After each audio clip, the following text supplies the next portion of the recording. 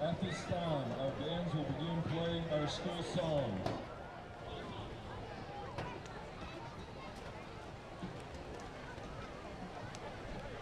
We now turn it over to the Pittsburg High School Marching Band.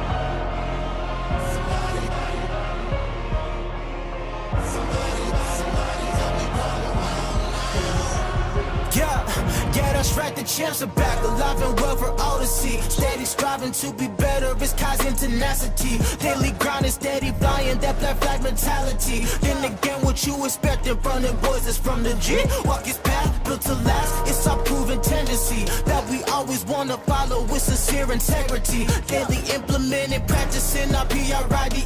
When we do it, then we do it to you conscientiously. We gonna bring an army and they gonna bring their pride. Never what but what we do is seeking him to be our guide. Ain't no mystery, our history won't tell you any lies. Cause this legacy we living, we the yeah. Friday night spotlight, see the G, gotta be legacy already. Look around G-Town lockdown, you know we gotta rock. What it means, what it seems, what the dreams like, teams like. Things you hear about to get heavy. Bring a game, let the chains do the same, make it rain like.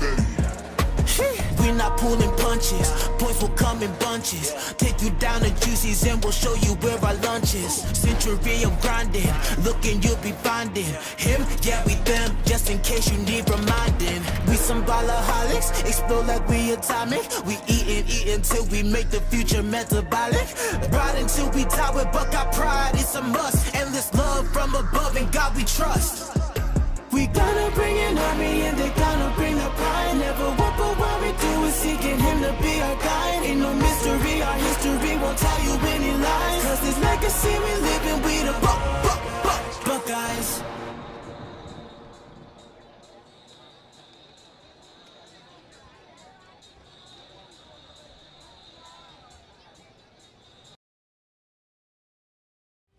Two-time Hall of Fame inductees, Brent Godarzi and Marty Young. Back-to-back #1 trucking firm in the nation. Back-to-back best attorney and best law firm in East Texas.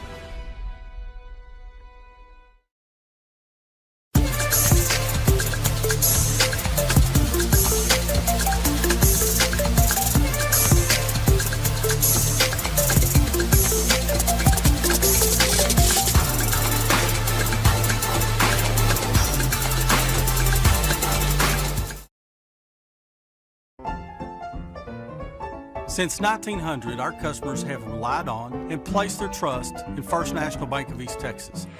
Today, we remain committed to earning that trust and serving the needs of families and businesses throughout East Texas. Because time never stands still, you can depend on us to meet the changing needs of future generations for the next 125 years. You can bank on that. First National Bank of East Texas.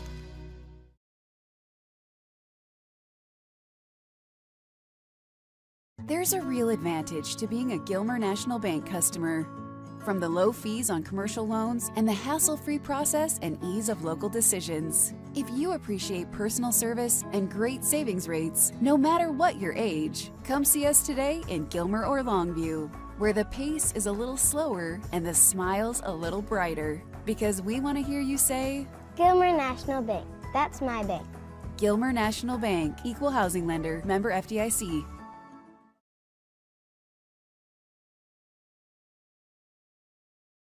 For nearly 150 years, Crowley Funeral Home has offered the highest quality in funeral services to the families of Upshur County for a fair and reasonable price.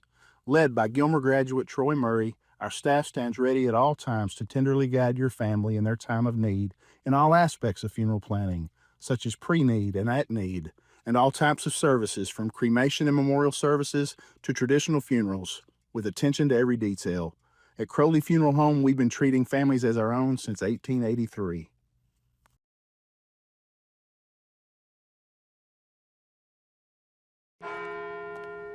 At Farmers Insurance, we've seen almost everything, so we know how to cover almost anything, even a rock and wreck.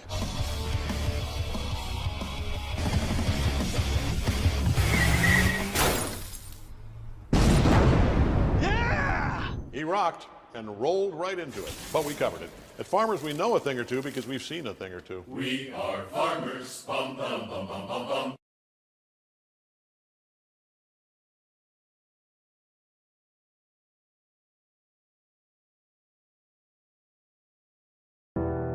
When tragedy strikes, you don't want to be in a position where you're second guessing your lawyer's ability or the resolve to get you fairly compensated. When you hire Godarzi & Young, you know you're hiring a law firm that has nationally ranked settlements and verdicts. We have over 2 decades of experience holding 18-wheeler companies accountable for their negligent action. Don't make the mistake of hiring anybody else. Hire the best. Hire Godarzi & Young.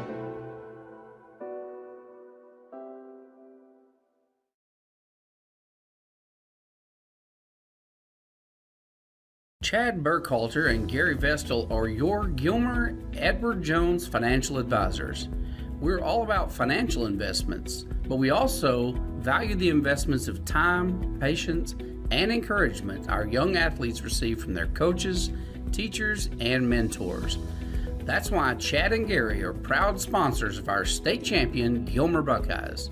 Call 843-2023 or 843-5794 or visit edwardjones.com for all your investment needs. Edward Jones, member SIPC.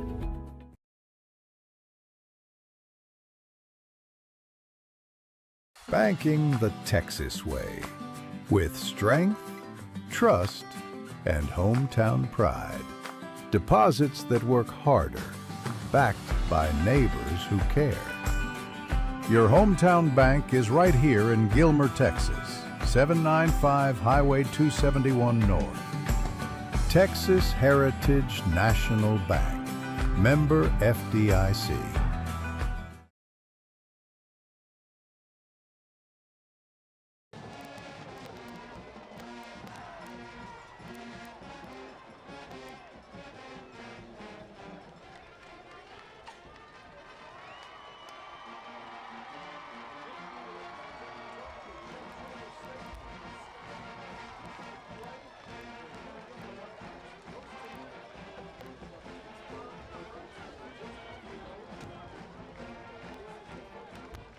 Competition. I'm Todd Robinson, your host of tonight's football game, and we've got fall in the air. Everybody's 0-0. Everybody's excited, including these Pittsburgh Pirates.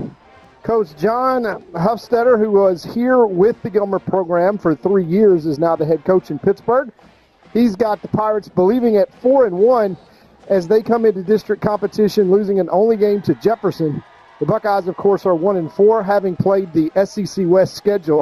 They played punching up in their weight division. That's certainly not what the Pittsburgh Pirates have done. So tonight, let's start off with our national anthem, and we will recognize that as the Buckeye Band honors America.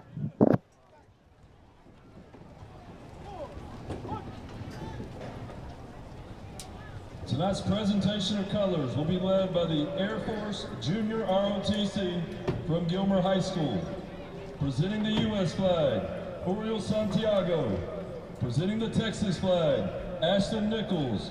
Representing the U.S. Guard, Tristan Jones. And representing the Texas Guard, John Hildebrand.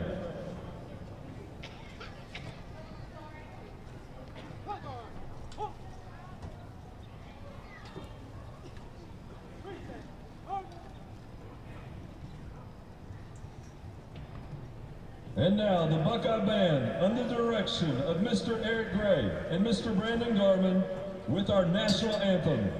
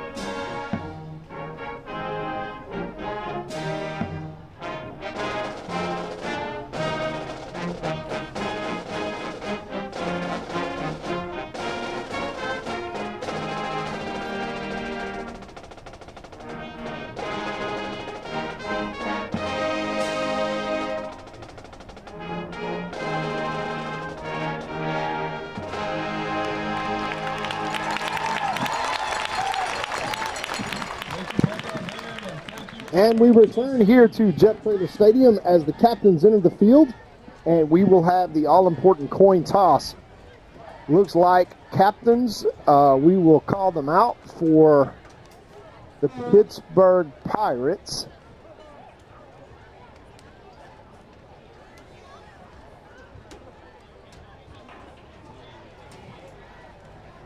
Number 6 is Lane Hall. He's a senior running back and linebacker. Number 12 is Nick Stiles. He is a senior wide receiver and defensive back. And then,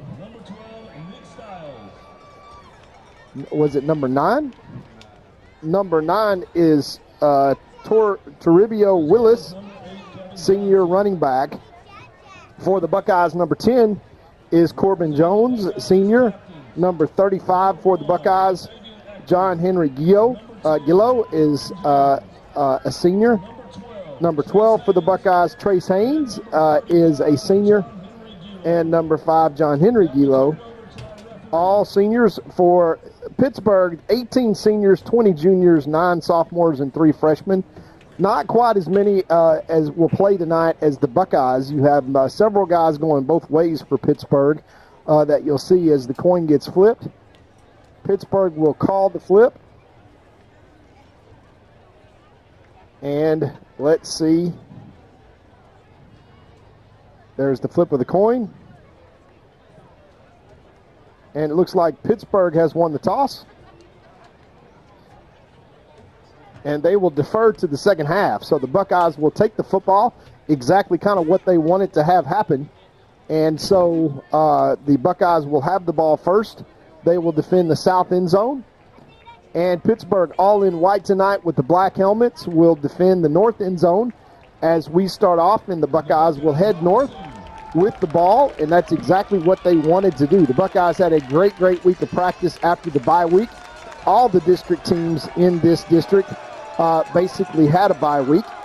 So for the Buckeyes tonight, they look forward to coming out and beginning district play. This team has really had some adversity during the preseason, starting with basically being down to 0 starters as they started the season.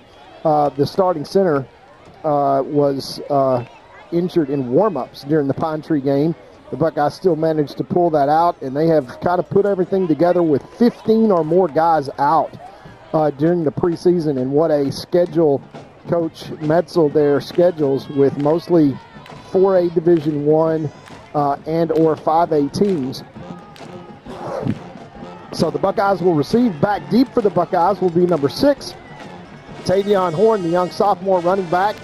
And number 21 goes back there with him. That's Aiden Thomas, the junior. So we will see what Pittsburgh comes out with as we kick things off here tonight. And the Buckeyes will have the ball first. Great week of practice here this last week. I was privy to watch a lot of it, and it helps when at least 9 of those 15 injured Buckeyes back in action tonight, which really will help things, as Coach Metzel during Coach's Luncheon and the Coaches Show talked about. Here's the kick from Pittsburgh, and we will kick off district play here tonight. It's a deep kick. It's back to number 21 going deep, and that's through the end zone. And that will be a touchback, as number 16 for Pittsburgh really has a great leg. That is Alan Ramirez. And the Buckeyes will take over 1st and 10 from the 25-yard line. With number 2 at the helm, that's Zay Taylor. He is the junior quarterback, former running back for the Buckeyes last season. He's joined in the backfield by Horn, the young sophomore. We've got trips out to the right-hand side, single receiver to the left. A 3-4 scheme by Pittsburgh that you'll see.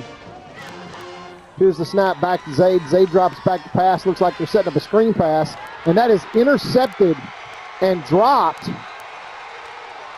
And Pittsburgh picks off the opening pass and has it inside the Buckeye 20. Not the way the Buckeyes wanted to start that game, with an ill-advised pass over Horn's head and right to a defender. And it looked like he fumbled that ball, but that is exactly what Coach Offsetter over there for this Pittsburgh team would draw up, as it could not work out much better as Gilmer has the turnover bug bite them on the first play from scrimmage. Looked like they were setting up a screen pass, but that sailed on Zaid, went over Tavion's head, and number 2 in for the Pittsburgh Pirates. That is Johnson in at quarterback. He's flanked by number 6, Lane Hall. Here's the snap. They're going to go up top. And that is incomplete. Number 25 on the coverage there. Sakara Johnson. And that's going to bring up second down. So going right for the jugular is Johnson in at quarterback. He's a really good athlete, 400-meter runner. And kind of the glue that holds everything together for these Pittsburgh Pirates. The Buckeyes are going to play man-to-man on the outside and try to key on Hall.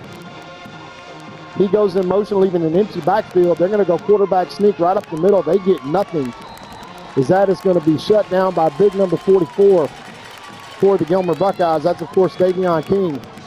As we see the replay, they empty man-to-man coverage all over, but they don't get anybody blocked up front. That brings up third down and 11 already for Johnson. 27 seconds on the play clock. And look for the Buckeyes to kind of heat them up here and try to get some pressure. Big defensive line there. Davion King, Tyler Hagler, Jet Bates, and Trey Lee. All the down linemen. Here's the snap. They're going to drop back and try that same pass again. And that is broken up beautifully once again by 25. As he reads trail coverage, we see that breakup. Can't play it much better than that. And it's 4th and 11, and the Buckeyes have a chance to get the Pittsburgh Pirates off the field. Let's see if they go for a field goal here, or they're going to try to pull a rabbit out of the hat and get 11 yards. So big opportunity after the opening turnover. And yes, it looks like the field goal unit is coming on. And this will not be a gimme here from the right hash. This will be, it looks like a 36-yard attempt. And let's see if the Buckeyes can get some push. Something that they've been trying to do all year long is get push on the field goal. There's the snap. And they block it. The Buckeyes block the kick and get the turnover right back. And Trey Lee, just like that, turns the tables once again. And that turnover is stymied by the Gilmer Buckeyes.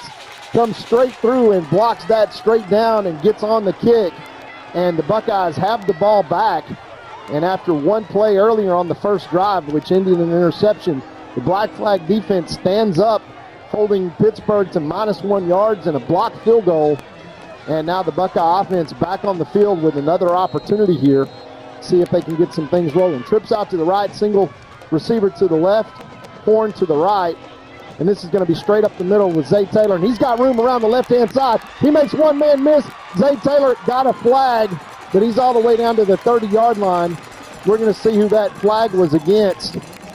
It looks like one of the wide receivers out here, 18. That's Gage Trosbach is going to get the flag for a hold there. And that is going to be a long run by Zay Taylor that is negated. Gage Trosbach, a really, really good blocker. That's going to be a spot foul, so that will turn it into first down. And probably, they say the spot of the foul is the Buckeye 48-yard line. So they'll move that back 10 yards. And that's going to be 1st and 4, something that you don't see very often with 10:41 left in the eventful first quarter already. So they are going to move the chains and give them a first down. I'm not sure that the chain crew is doing that correctly. That should be 1st and 4 over there. And they've got to get the chain crew straight. Yes, that's correct. It's going to be 1st and 4. It's still not right over on the other side. And the referee has got to get that chain crew set up. And he does. So the Buckeyes need the 39 for a first down. It's 1st and 3. Not something that you see very often. Zay Taylor once again in the backfield. Looked like an early jump. Horn goes straight ahead. And he's maybe going to get 1 yard. That's going to bring up 2nd and 1. They are going to move the chains. So 1st and 10, they're going to give him the 39 and move the chains, and first down Buckeyes. And Zay Taylor once again trying to get some tempo in the offense. Twins to the wide side of the field. They hand it off to Horn.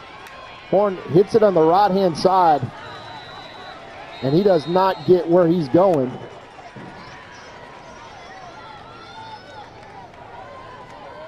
And it brings up 2nd down and 8 yards to go.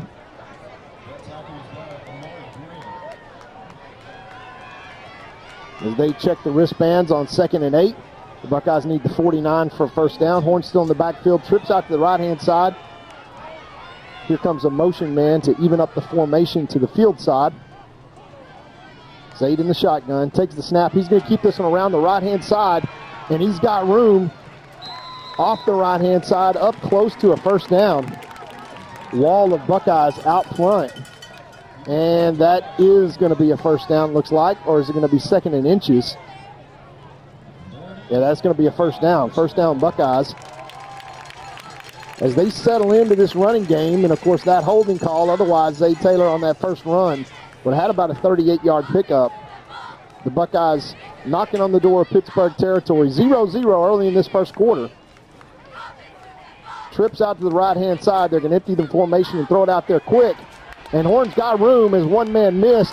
He stays on his feet and picks up 6 yards out to the 45-yard line of Pittsburgh. Nice gain on first down. They're going to make it the 49-yard line. We see the replay as the corner comes in. But number 30 there for the Gilmer Buckeyes gets a piece of him. That's Austin Blakely out there. A good job blocking, bring up 2nd down and 5 for the Buckeyes. Driving now into Pittsburgh territory. Zay Taylor once again in at quarterback. They've got twins to the left, twins to the right. They now go to empty set with trips out to the wide side of the field.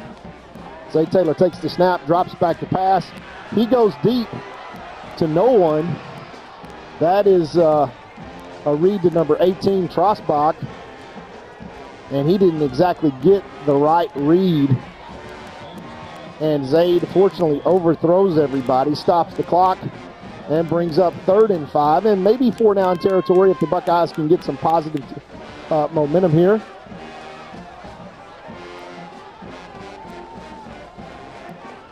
Third and 5 once again. And the Buckeyes just need to get a positive play here. 41 will get them another first down.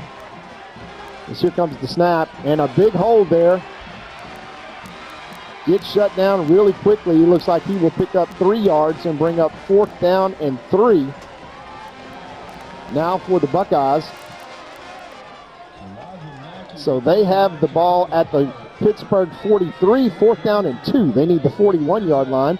Buckeyes going to go for it. Wouldn't be surprised here to see Zay Taylor carry this one around the wide side of the field, something that they've been able to do pretty successfully so far, minus the penalties. As a big 4th down play once again to turn momentum. And here is Zaid keeping the ball around the right-hand side. He's got room, and he is stopped by number 12, and the Buckeyes are going to turn that over on downs. And the tennis match of errors continues.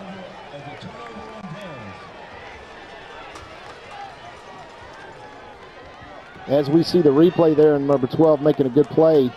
And the Black Flag defense, who just managed a stop, 1st and 10 inside their own 20 in the red zone.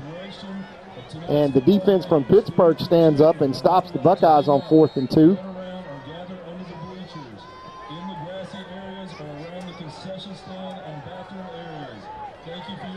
And let's see if they can do it again. 1st and 10 for Pittsburgh from their own 44-yard line. They've got twins out to the left-hand side, full house backfield. Man in the slot, Johnson in a quarterback. He takes that. He's going to throw a quick screen out to the left-hand side to number 4. Dangerous receiver. Number 4 gets it, divides, misses 2 tackles, takes it all the way down to the Buckeye 43-yard line. Moves the chains for a first down, all on his own. The Buckeyes miss several tackles there. And Pittsburgh gets back into Buckeye territory. at the Buckeye 43-yard line.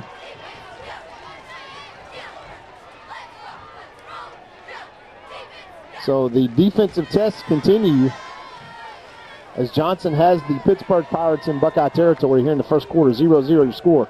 Bobbles the snap, goes to throw this one deep, and it is over the head of the intended receiver. That was number 6 for the Pirates. That was Hall.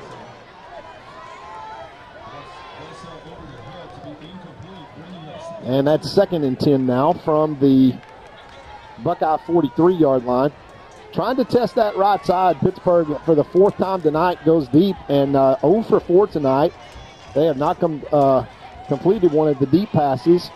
The shallow pass there to number 4 is the one you've seen that was basically run after catch yards as he caught that ball behind the line of scrimmage. 4 now for the Pittsburgh Pirates. He is their star receiver. That's 7 Duffy. Yes, his name is 7, and he wears number 4. Empty backfield now. They're going to try to throw it out. Pass across the middle. And that is going to be caught by Pittsburgh on the slant route and taken in for a touchdown by number 7 for Pittsburgh. And that slant route is body.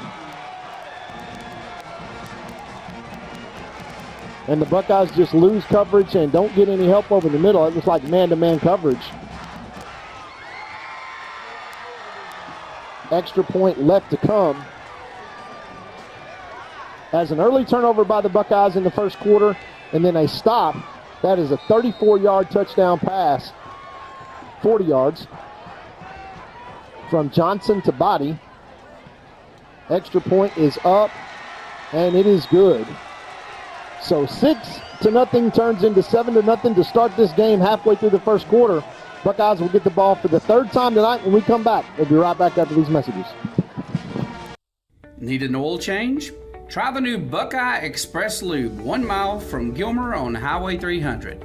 Oil and filter changes, fluid top-offs, multi-point inspections, and tire rotation and repair are just a few of the services they offer. Best of all, you can watch TV and enjoy a complimentary snack while you wait. Jason Horton, a former Marine, thank you for your service, has over 30 years of experience in the business and guarantees the best service in town. Next time you need an oil change, think Buckeye Express Lube on Highway 300. So a 42-yard touchdown pass as Pittsburgh has looked to strike through the air and finally connects to take a 7-0 lead with 7:16 left to play in this first quarter. On to kickoff for the 2nd time tonight is number 16 for Pittsburgh. Big leg, kicked it out of the end zone the last time. That's Ramirez. Let's see if they do the same thing here. And here's the kick. And he does kick it deep. And it is going to be fielded in the end zone, and the Buckeyes will start once again 1st and 10 from their own 25-yard line. The one big play from the Buckeyes offensively was Taylor's run around the left side that went for about 40 yards, but that was brought back on a holding penalty. And in 4-down territory into the Pittsburgh side of the field. Yes, we have offsides on the kicking team. So Gilmer will move it up to the 30, where they will take that penalty post kick and start 70 yards away from pay dirt, moving north here on the field. So Zay Taylor, after one turnover and a 4th down turnover,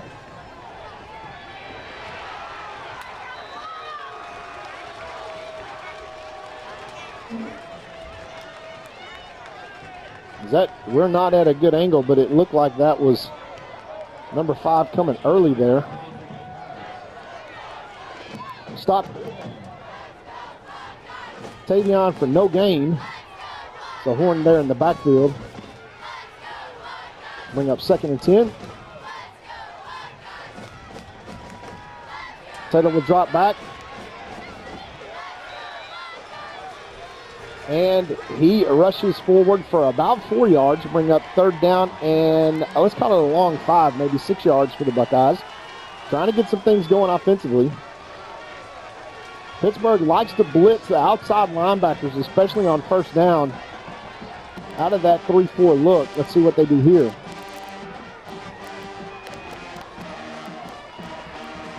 Seven in the box, daring the Buckeyes to throw the football.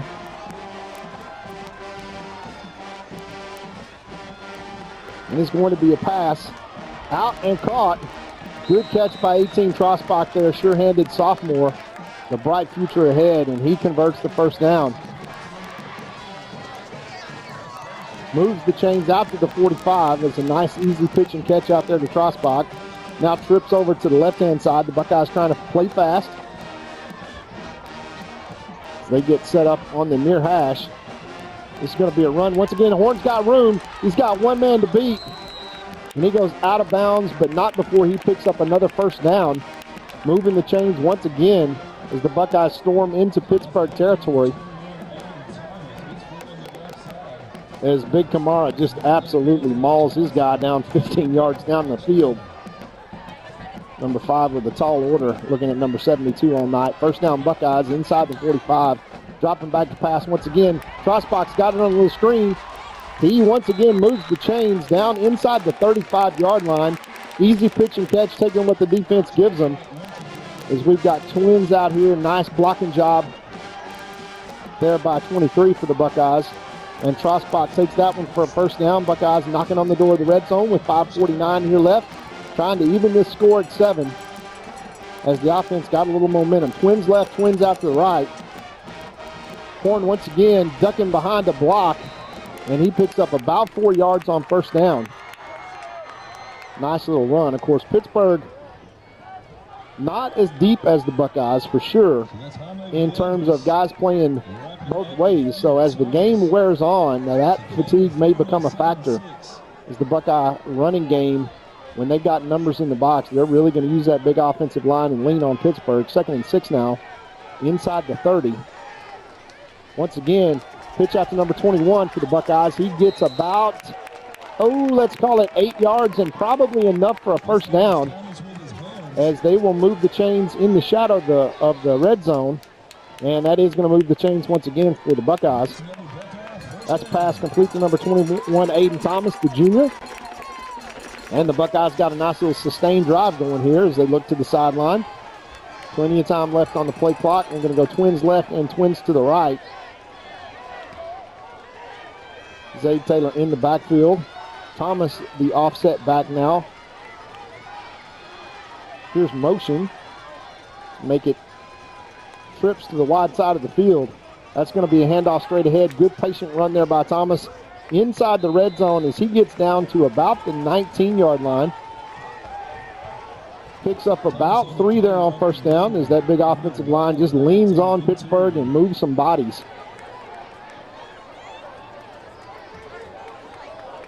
Brings up 2nd down and 7.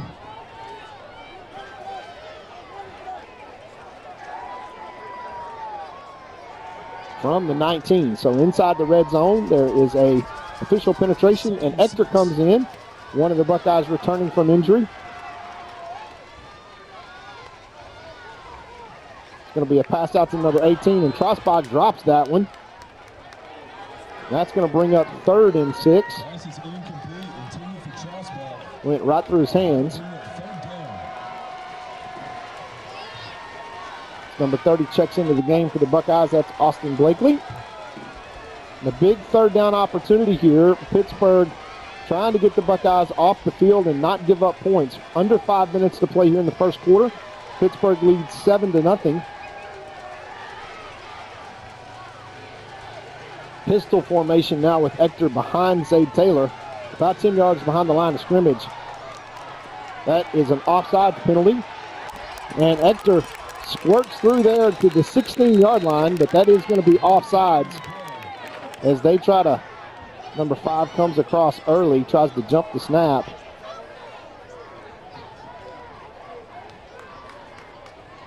And that's going to move it forward another 5 yards to bring up 3rd down and 1. There's our call, offsides. It'll bring it up inside the 15-yard line, 3rd and 1. Makes it easier for the Buckeyes in 4-down territory now. The Buckeyes opt to take the penalty And big number 44 for the Buckeyes comes in at tight end. That's Davion King. This is the meat package. This is going to be a running play for sure. As they hand it to Ector straight ahead, and he gets it down to the 10-yard line for a first down.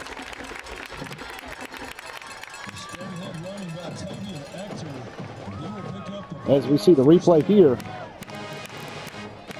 And boy, 72 and 44. That's Ismail Kamara and Davion King just wearing out the big tackle, driving him about 10 yards down the field, and the Buckeyes have it first and goal from the 10-yard line. Looking to even this score up now with 3:56 left to play in the first quarter.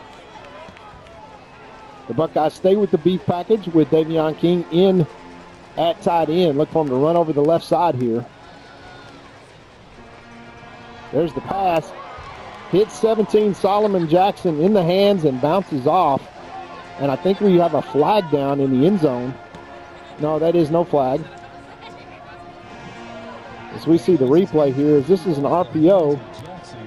And Solly just didn't get his hands up. Bring up second and goal from the 10. Buckeyes need to pick up at least 5 or 6 yards to think about going for it on fourth down here, but you got to make it manageable. Here's the handoff to the inside. Ector gets loose on the inside and gets down to about the 6-yard line where it's going to be third and goal. As they crash linebackers there and try to run blitz. And Ector goes off with, it looks like, got hit in the knee there.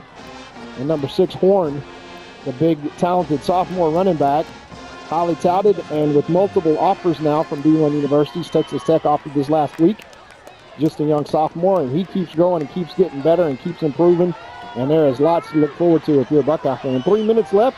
Hopefully a touchdown in the Buckeyes' near future. Here comes Solomon Jackson in motion. They're going to hand it off to Horn. No, they're going to keep it, and it is a pass. And that is a touchdown by Solomon Jackson.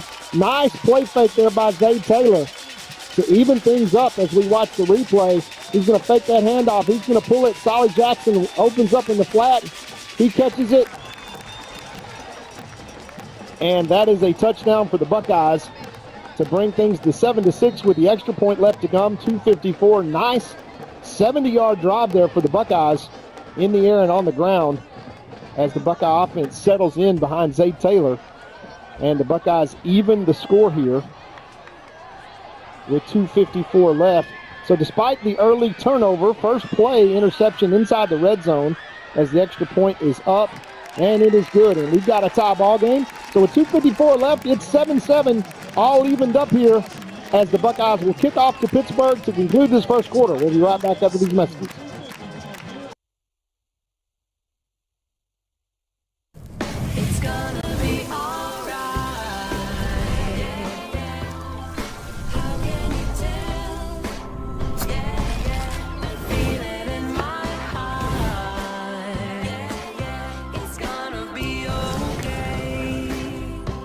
Juicy's Burgers, serving you for over 40 years.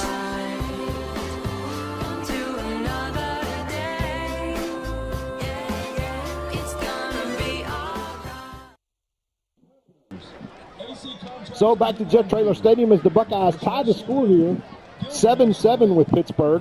That is an 11-play drive, 5 first downs, covering 70 yards, and eating probably about 5 minutes off the clock to even things up here. So good momentum there from the Buckeyes, nice rhythm. And they will kick off for the first time tonight to Pittsburgh. Once again, the Pittsburgh Pirates won the opening toss and elected to defer. And so this will be the first time the Buckeyes will kick off here to Pittsburgh. 2 return man deep, standing at their own 10-yard line. Here's the kick. It is a squib kick down the middle. It's going to be fielded and dropped by number 7. The Buckeyes are in hot pursuit, but he's got a lane over to the left-hand side.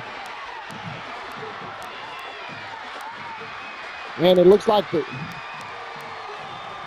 there was no flags on the play, but that is a nice return as the Buckeyes didn't stay in their lane. You can see they're not getting in the lane. No flags, and the Pittsburgh Pirates set up shop. 1st and 10 from the Buckeye 35.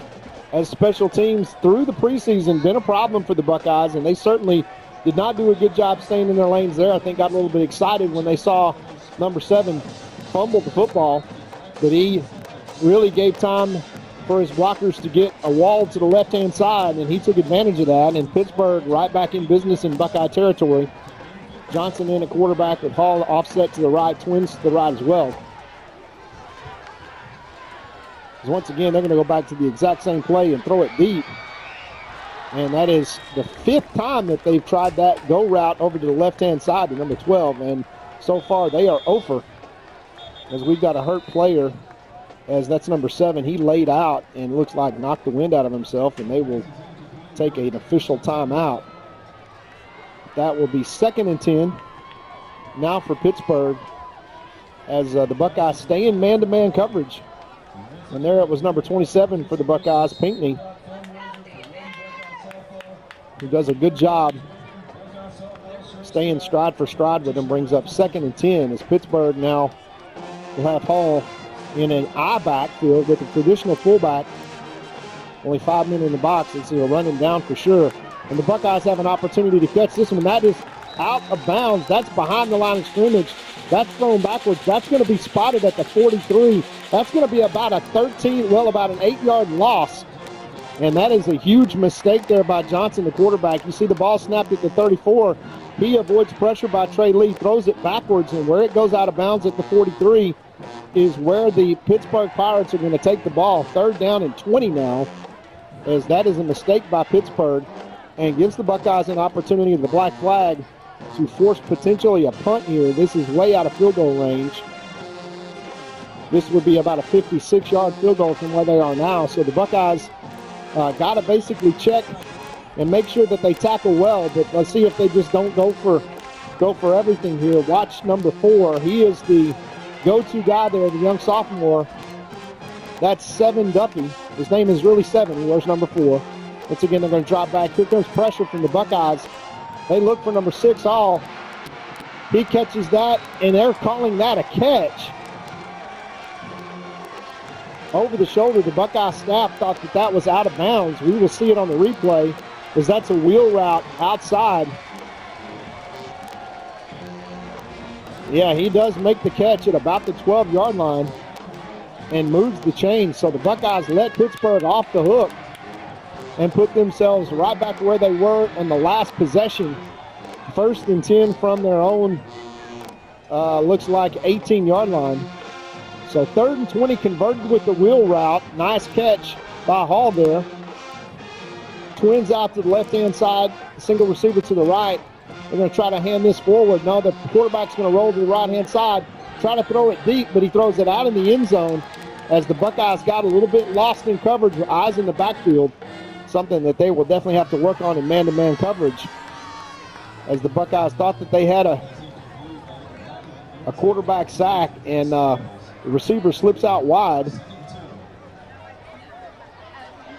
But fortunately incomplete, and Pittsburgh once again on 2nd down and 10 from their own 18. They are in field goal range now. Once again, that was a huge play, 3rd and 20, as the Buckeyes let Pittsburgh off the hook, as Hall catches a wheel route. Nice catch over his shoulder. Manages to catch this. Once again, they're going to drop back to throw. And out and up to 7 Duffy, and that is going to be incomplete, out of bounds. Bring up 3rd and 10.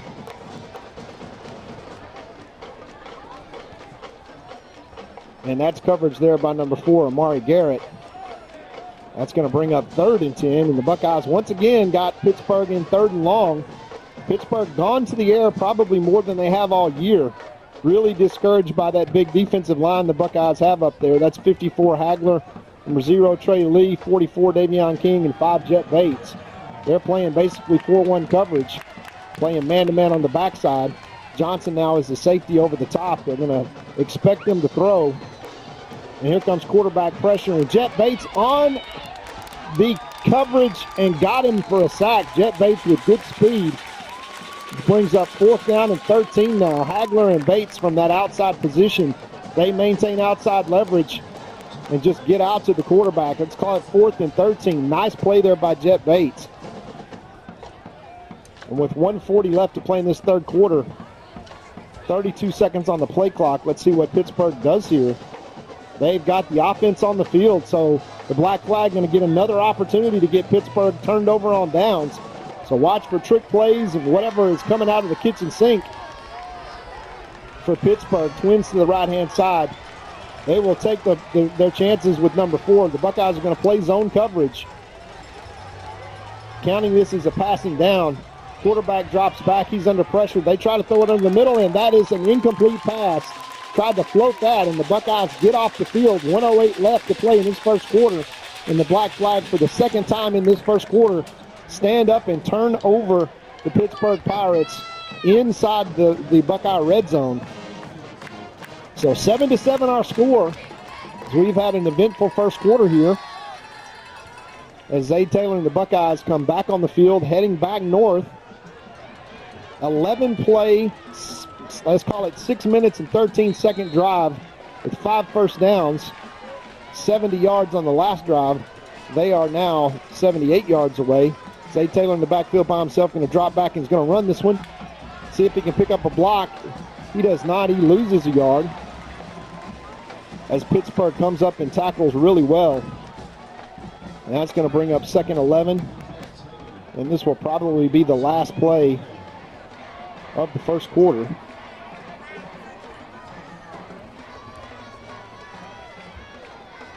"25 seconds on the play clock, 40 seconds on the game clock. 2nd and 11 now for the Buckeyes. Once again, 3-4 front. They're going to hand off to Horn there.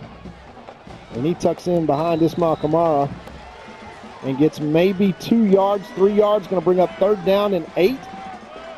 As this may possibly be the last play of the quarter, as the Buckeyes under no pressure to run a play here, and I don't think that they will.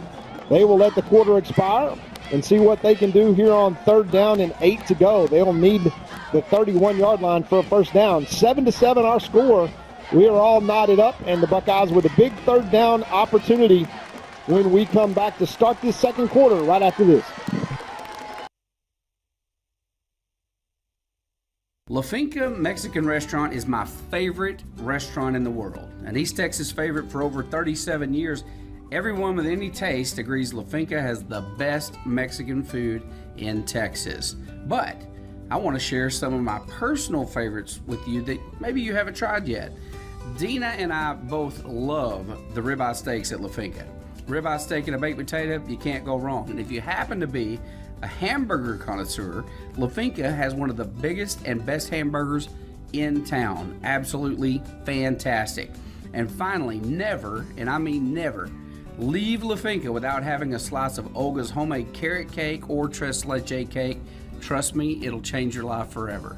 La Finca, supporting the Gilmer Buckeyes for over 37 years. And back to Jeff Traylor Stadium, where at the end of the first quarter, we're all tied up 7-7. 3rd down and 8 for the Buckeyes. They've got the ball at their own 24-yard line. And they'll need a big gain here out to the 32-yard line, as it's been the defense for the Buckeyes that's been the story. Offense on that last drive went 11 plays and 70 yards, really got into a rhythm. But the first play from scrimmage was an interception thrown by Zach Taylor on a screen pass to Horn. That's a play that they have had a lot of success with. You may want to expect that here. Maybe the same play. They're going to go twins left and twins right, spread them out with Horn in the backfield. 3rd and 8, big play for Pittsburgh. If they can get Gilmer off the field here, we'll get good field position. Now Horn goes out to a wide receiver set up off the line of scrimmage. Good play by Zach Taylor there. Drops back to pass. And they're going to look deep over the middle, and Solly Jackson gets nailed. Looked like he caught that pass, but he got dropped. He got hit hard. As we watch the replay, he put it right on the money. Solomon Jackson, he just got waylaid drop that ball. That's going to be called an incomplete pass, and the Buckeyes are going to be in punting situation. In a zone play there, Zay Taylor may not try to lead him like he does against man-to-man. May need to sit him down, throw a back shoulder, and try not to get Solomon contact, but that certainly was left him hanging out there to dry, and Pittsburgh defensive back did his job. So we will have a punt here. Good snap. Good punt, as that's going to take a huge bounce. And we've got a flag in the backfield. It's going to be roughing the kicker. Let's see if that doesn't bail the Buckeyes out.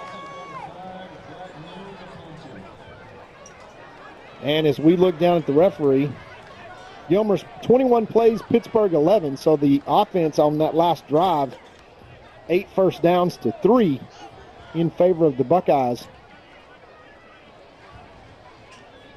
As the white hat is talking to Alan Metzel.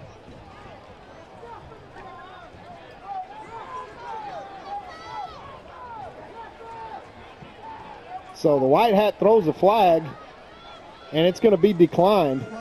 They're going to call that running into the kicker.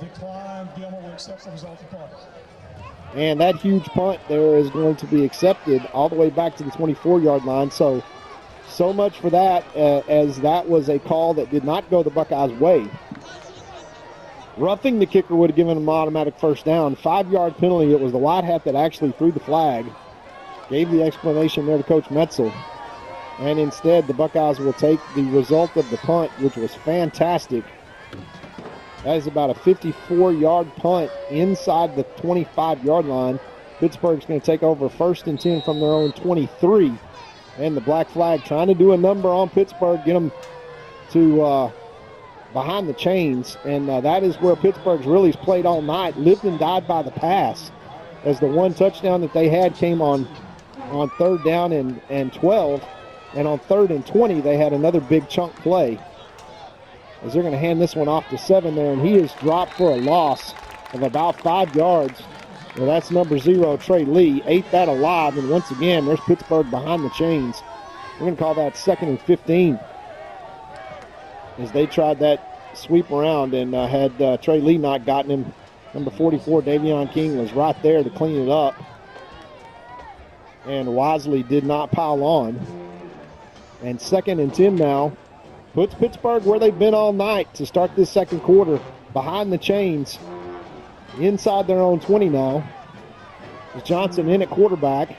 Twins out to the left-hand side. Single receiver to the right with the tight end. They're going to throw that slant pass, and that is intercepted by number 27. Took it away from him. Chris Pinckney comes up with a pick there and gives the Buckeyes 1st down and 10 deep inside Pittsburgh territory. We've got a flag down. They are saying that has got to be against Pittsburgh.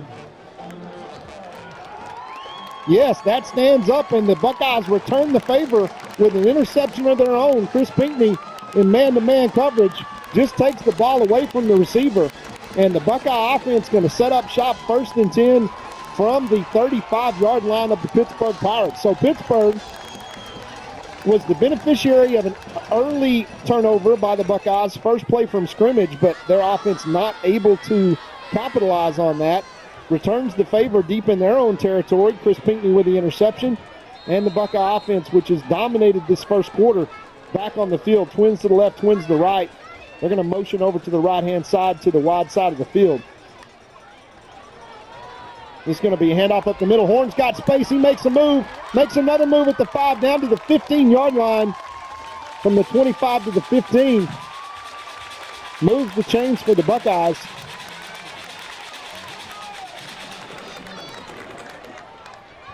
And the Buckeyes are going to still be able to pick up a 1st down there as they try to go fast. They snap it. Horn has it once again.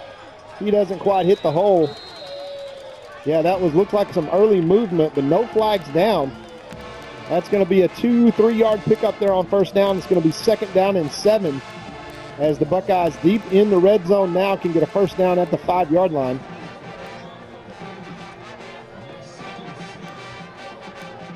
Twins to the right. Single receiver to the left. Horn in the backfield with Taylor. And number 30, Blakely, offset to the right to the wide side of the field, running a formation here. Let's see if they don't let Zaid keep this one. As no, that's going to be a handoff to Horn. It's going to be a reverse to Solomon Jackson. And he's going to be dropped for a loss.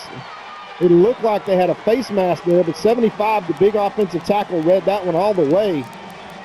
Dropped that for a deep loss. So a little trickery there from the Buckeyes did not really work very well. And that's all the way back to the 22-yard line. Third down and 10. The Buckeyes need to get to the 5 for a first down. Trips out to the right-hand side as Coach Metzel goes into his bag of trips, and it backfires. Nice job by the Pittsburgh defense. Empty backfield now. Zay Taylor drops back to pass. Screen pass to the inside, and that is going to be dropped, and that is going to bring up 4th down and 16. Was that inside screen pass there fell incomplete. And outside field goal range here for the Buckeyes for sure. This would be a 37-yard field goal. The Buckeyes probably only comfortable within 25 yards.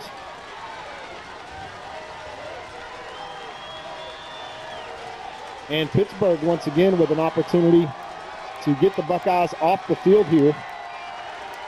Let's see if the Buckeye offense can convert. Taylor takes the snap, drops back to pass. He's got all day long to throw.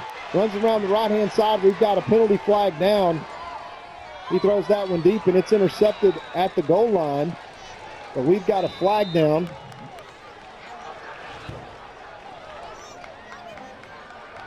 That's probably a hold against the Buckeyes.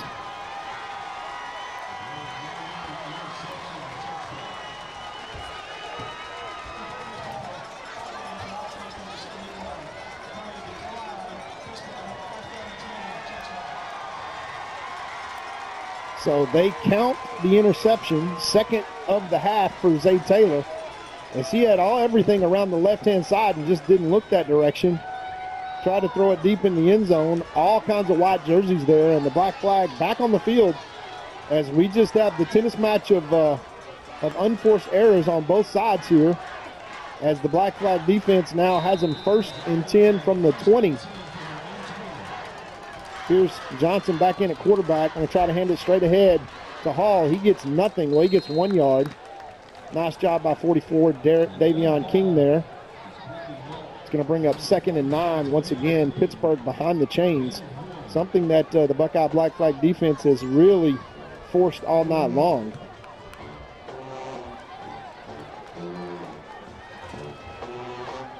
And a little bit of Jekyll and Hyde from the Buckeye offense as the defense really has played well. Outside of 2 big chunk plays, the Buckeye defense has kept them behind the chains and done a good job in man-to-man coverage. Bring up 2nd and 9. Johnson once again with Hall in the backfield. They're going to try to do that again, and that is eaten up as he kept that, and that is a blitz there by number 5, Jet Bates. 2nd and 9 turns into 3rd and 15, and the Pittsburgh Pirates have just lived in 3rd and forever. Really allows the Buckeye black flag defense to make 5 guys in the box. They're rushing with only 4 and really getting good pressure as they did on that last time too. And that lets them play safeties over the top. 3rd down and 15. You know, they're going to try to throw the ball. Let's see if they get any time to do that here. As they're going to play doubles out to this side. Once again, here comes pressure. They're going to throw it deep, and this one's going to be almost intercepted by number 1, Hector, who bailed out of his linebacker coverage there. That's going to be 4th and 15, and they're going to force Pittsburgh to punt the football here. Is there a flag down somewhere? Because they are not putting the punt team on the field. 25 seconds on the play clock.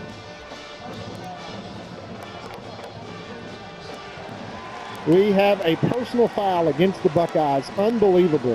Hands to the face, 15 yards against Trey Lee. That bails Pittsburgh out, and this has been the story of the season as just untimely penalties. And that gives Pittsburgh a first down. They were dead to rights deep in their own territory.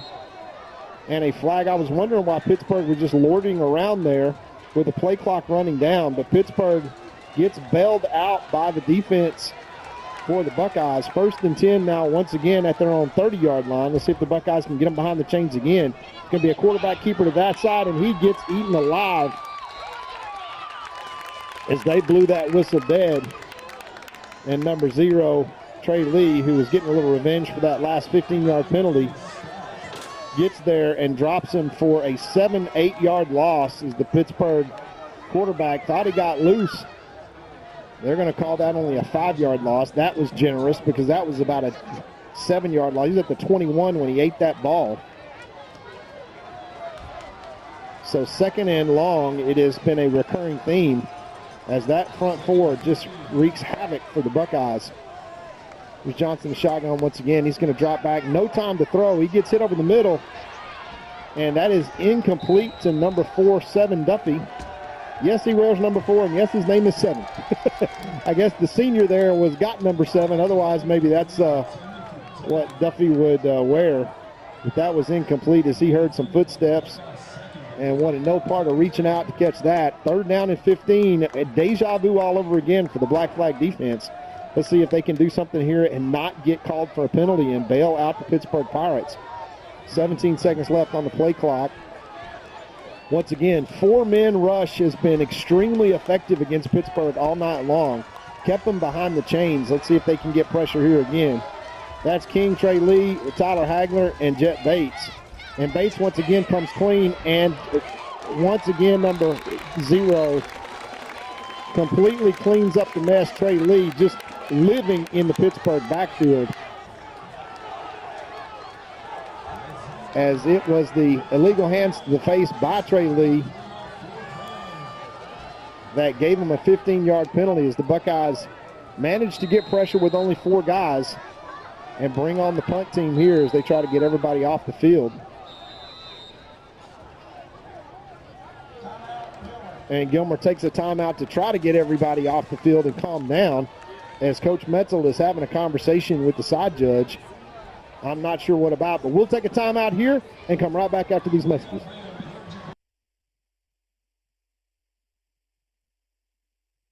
Feeling under the weather, Buckeye fans? Come on down to Core Health Systems at Community Health Core, 101 West Madison Street in Gilmer.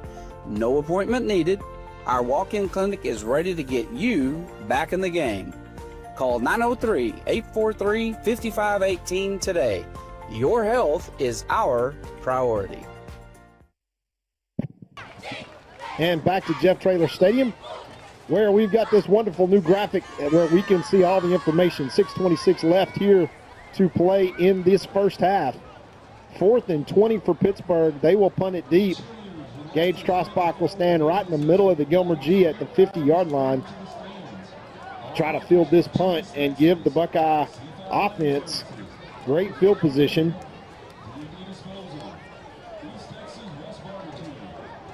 As they've kind of been fits and starts here in the first half.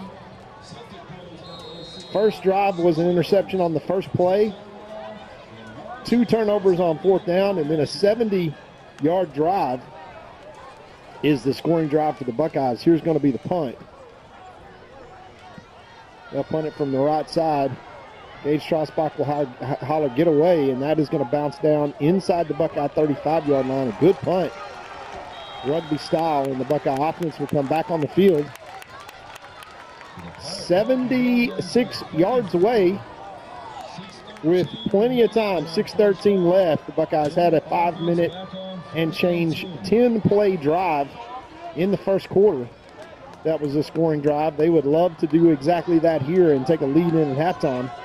Plenty of time left to play as Horn rejoins Zay Taylor in the Buckeye backfield. Twins out to the right-hand side. Gage Trosbach, single receiver out to the left-hand side. Zay Taylor takes the snap. He's going to hand it to Horn over the left-hand side. He's got blocks, and he's going to get about 4 yards there out to the 38-yard line. Nice pickup on first down. And that is going to stay on schedule for the Buckeyes with the first play of this drive. 2nd down and 6. Same formation once again, offset F-back to the right, to the wide side of the field. Zay Taylor takes the snap, hands it back to Horn. He is up the middle to the right-hand side, got a first down, all the way out to the 48-yard line, driving his legs. Nice gain there by the young sophomore, Tavion Horn.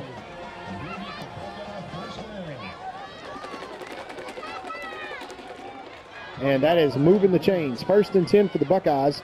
Trips to the right-hand side now. Single receiver out to the left. Zay Taylor in the shotgun. Going to drop back to pass. He's got all day. He's got plenty of time to run. He pulls it down and does just that. And he does pick up a first down for the Buckeyes. Nice job decision-making for Zay Taylor using his legs there. He steps out of bounds a half a yard short.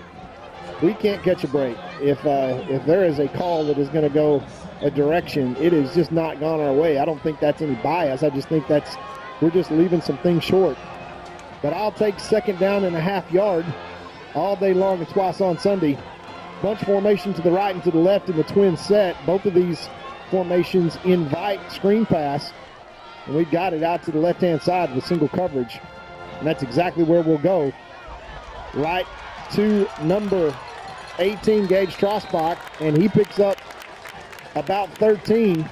Only one man over the top there in that bunch formation. You see him out there with safety way over the top, and we block that up, and Gage just takes that and makes a little 14-yard scamper to the 30-yard line. 1st and 10 Buckeyes, just how you draw it up. Zay Taylor saw that coverage and said, hey, if you give it to me, I'm going to take it. And on 2nd down and a half yard, we pick up 13. 1st and 10 Buckeyes. Trips out to the right-hand side now, offset back to the right. Tavion Horn. Drop back to pass. He is going to have lots of time going up top to number 12. That is Trace Haynes. And that is an incomplete pass. We're going to take a shot to the end zone. Try to give Trace a chance, long receiver number 12, to go up and get that ball. And hits him in well, that's contested for sure. But he just does not come down with that. 2nd and 10 for the Buckeyes now in 4-down territory from the Pittsburg 30. Full house backfield, twins to the right-hand side of the field. Zay Taylor in the shotgun, takes the snap, hands it to Horn straight ahead. And he missed the hole, but he picked up 2. 3rd down and 6, and probably 4-down territory. The Buckeyes need the 20 for a first down. That is an RPO there, and young sophomore Horn, he got a head of steam up and got 3 yards. If he cut one step to the left, he'd still be running. Bunch formation to the right now. Single receiver out, man coverage to the left. And we're going to get this out to Horn in the flat. He's got all day. He's got plenty of room. Makes a man miss. Keeps his feet all the way down to the 16-yard line. Nice play design there by the Buckeye offense. As they get Horn out into the flat, and there's nobody there. Man-to-man coverage, he's in no man's land. They deliver the ball to Horn, and he makes the first man miss, what every good running back does, and picks up 14 on that play. Brings up 1st down and 10 for the Buckeyes from, let's call it, the 17-yard line. Horn joins Gage Trosbach out to the left-hand side of the formation. They've got a safety over the top. Bunch formation once again. This is a run, and it is up the middle. We've got a flag down. I'm sure that's going to be a hold against somebody. You've seen that RPO there. And let's see what the call is. The umpire threw that flag.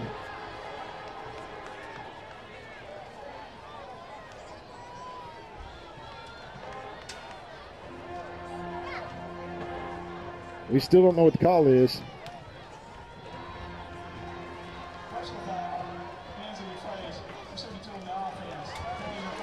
Hands to the face against Ismail Kamara.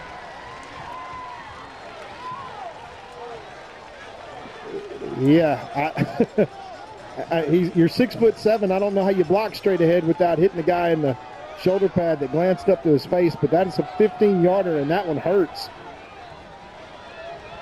So the Buckeyes will have 1st down all the way out to the 31-yard line, and this is going to be 1st and 25.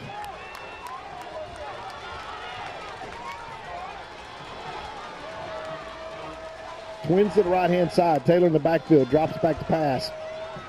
He's going to run it, and he's got plenty of room. Taylor picks up probably, let's call it 10 yards of those back, and that's going to be, or 9 yards. Let's say 2nd down and 16 from 1st and 25. That is a manageable pickup in 4-down territory.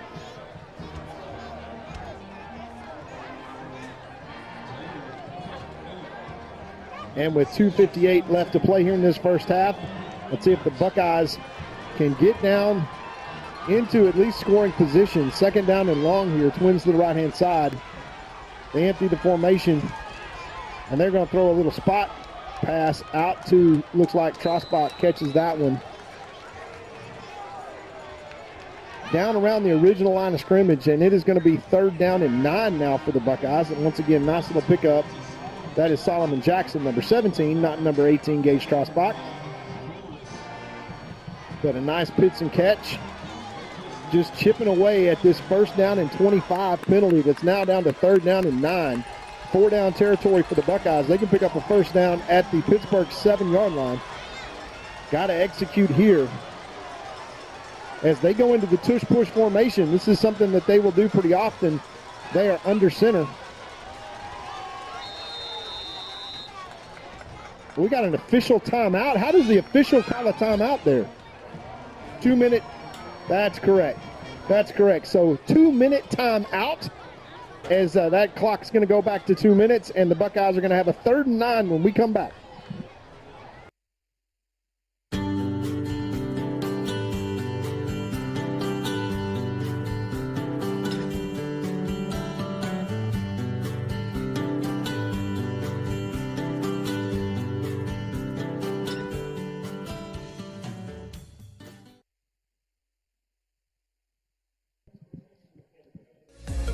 Please join Jeff Rash and Alan Metzel each Monday morning for the Gilmer Buckeyes Coaches Show.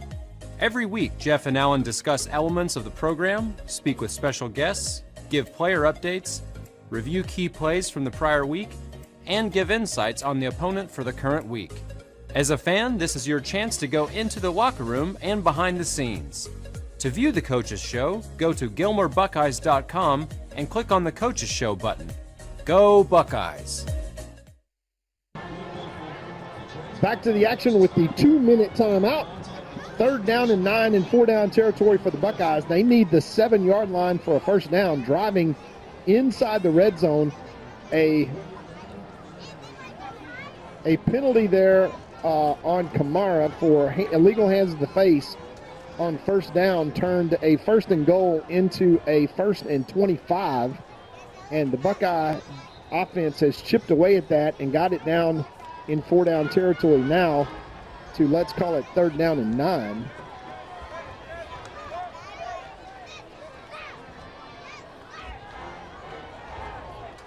And the Buckeyes needing to convert here. They've got the old traditional I formation. Let's see if the Buckeyes go with the tush push. They scored on it the last time they ran it. First time in 10 years, Coach Metzel said that they had been under center. That is not in a victory formation. Here's the snap. Taylor going to hand off straight ahead. And Horn's going to take it inside the 10-yard line and going to bring up a 4th down, and let's call it 2. And this is definitely in the field goal formation or field goal range. Now let's see if the Buckeyes go for it here with 1:40 left to play in the first half to try to take a touchdown lead. It's going to be 4th down and 2. Or if they're going to wind this down, clock down here and take a timeout, which is probably what will happen, as Coach Metzel is a master clock manager. Learned it from the best, Matt Turner, who learned it from Coach Traylor, although I'm not sure Coach Traylor didn't learn it from Matt Turner. But Matt Turner was about the best in the business, and now you got an extra timeout, which is the 2-minute timeout. So the Buckeyes burn one of their timeouts and bring up 4th and 2 to talk about this one and get ready to execute. We'll do the exact same thing and come right back with the conclusion of this first half and the Juicy's halftime show right after these messages. Two-time Hall of Fame inductees, Brent Godarzi and Marty Young. Back-to-back #1 trucking firm in the nation. Back-to-back best attorney and best law firm in East Texas.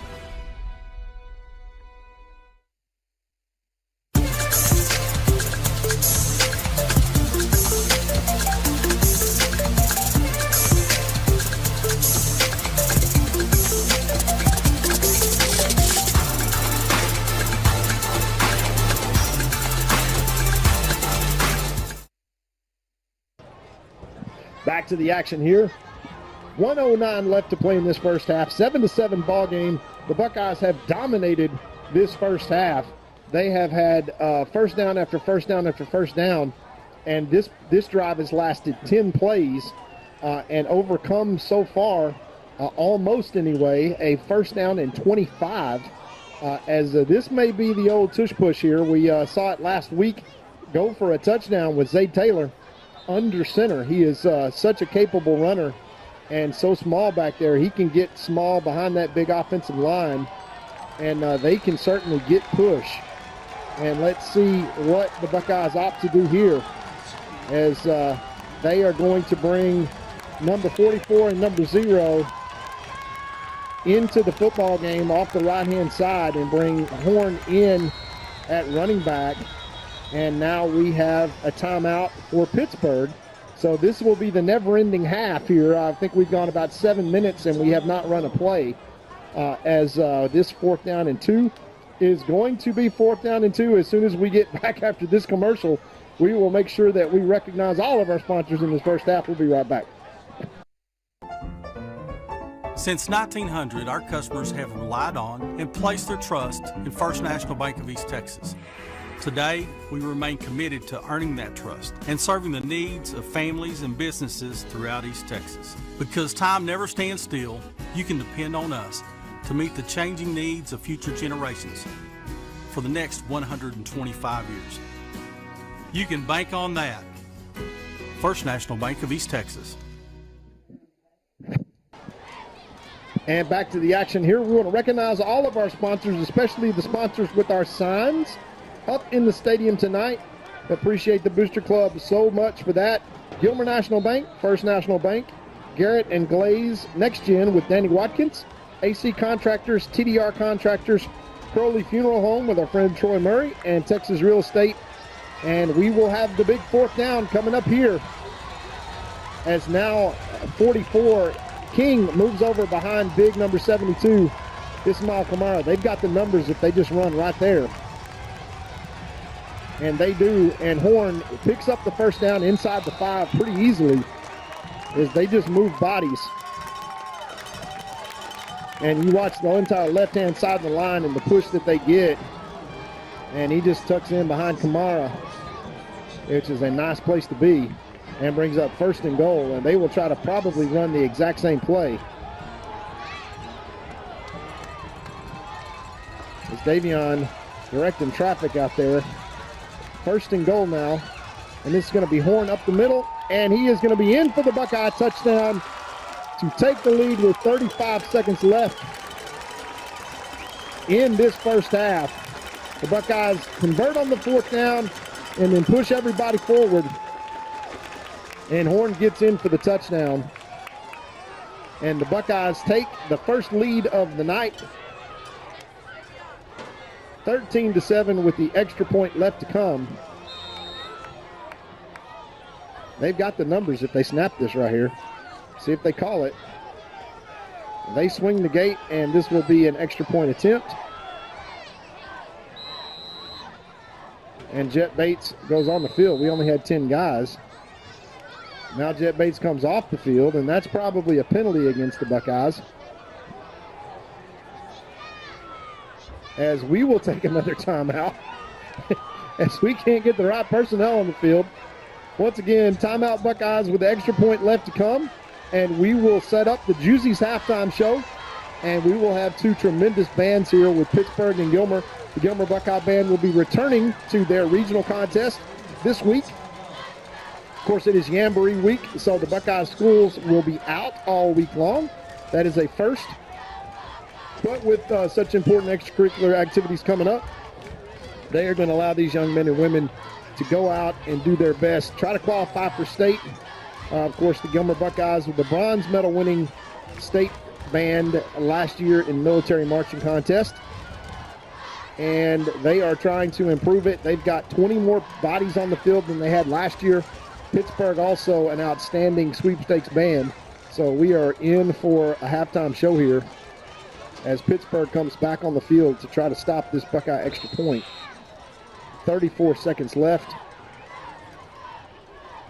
Here's the snap, hold, kick is up and good. And the Buckeyes take a 14-7 lead, 34 seconds left. Cannot afford a big return here to even things up as Pittsburgh will get the ball to start the second half. We will be right back with the Juicy's halftime show right after this message. There's a real advantage to being a Gilmer National Bank customer.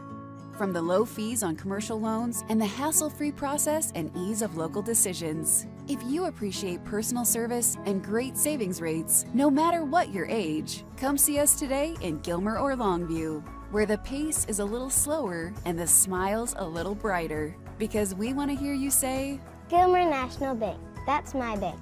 Gilmer National Bank, Equal Housing Lender, member FDIC. And back to Jeff Traylor Stadium, where your Gilmer Buckeyes have taken a 14-7 lead over the Pittsburgh Pirates.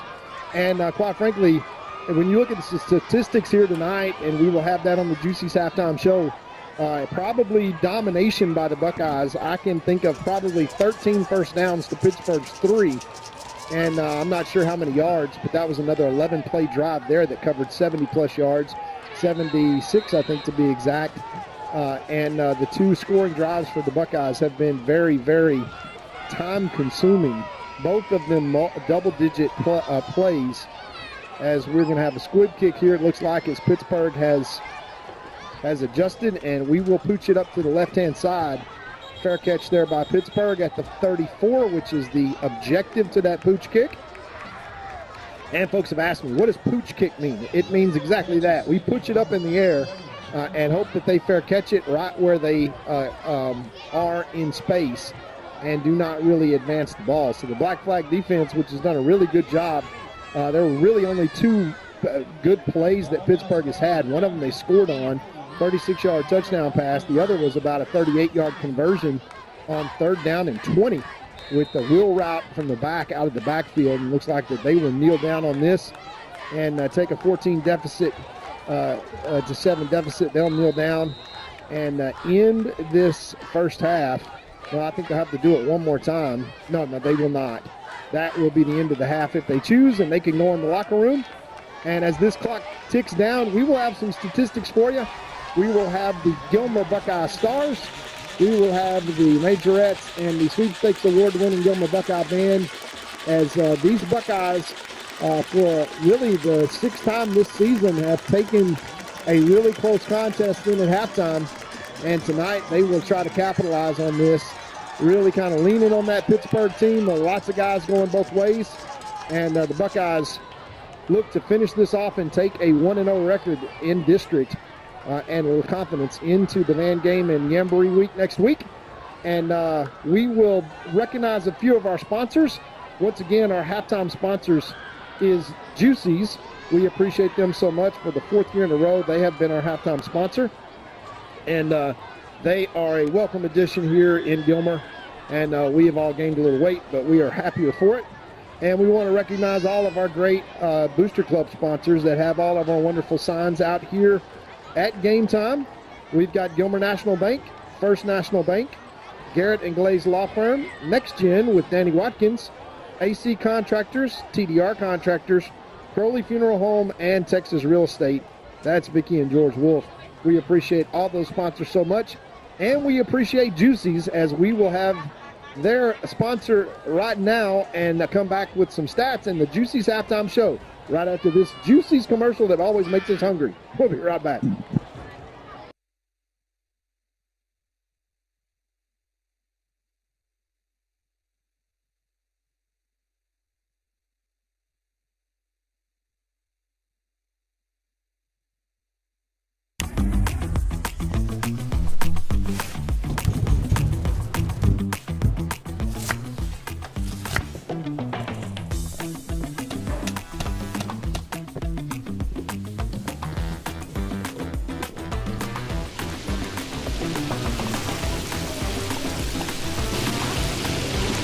Don't settle for the other guys when you could have the best. Only at Juicy's.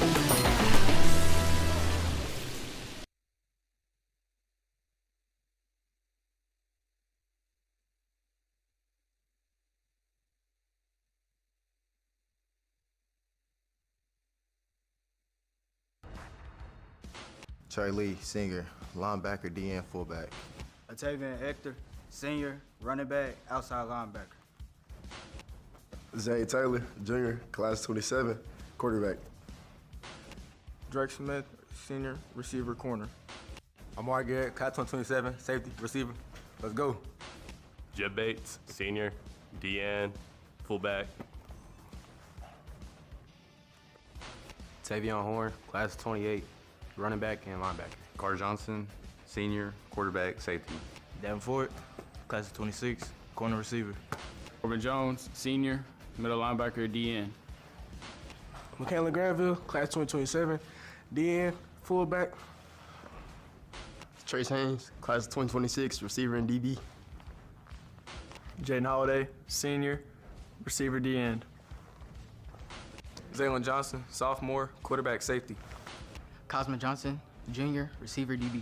Aiden Vineyard, sophomore, fullback, outside linebacker. Solomon Jackson, class of 26, receiver and DB. Gage Strasbeck, sophomore, wide receiver, safety. Go Bucks. Mason McDonald, class of 2027, inside linebacker, fullback. Brendan Darnold, class of 27, outside linebacker and receiver. Aiden Thomas, junior, running back, safety. Keithan Johnson, sophomore, receiver and safety. Zach Robinson, running back, middle linebacker, senior. Christopher Peeney, class of 27, corner receiver. Kelson James, senior, punter, kicker. Austin Blakely, fullback linebacker, sophomore. Samuel Son Williams, running back, linebacker. Miguel Castaneda, senior, receiver and kicker. Ryan Bobby Bloom, sophomore, tight end, D-line.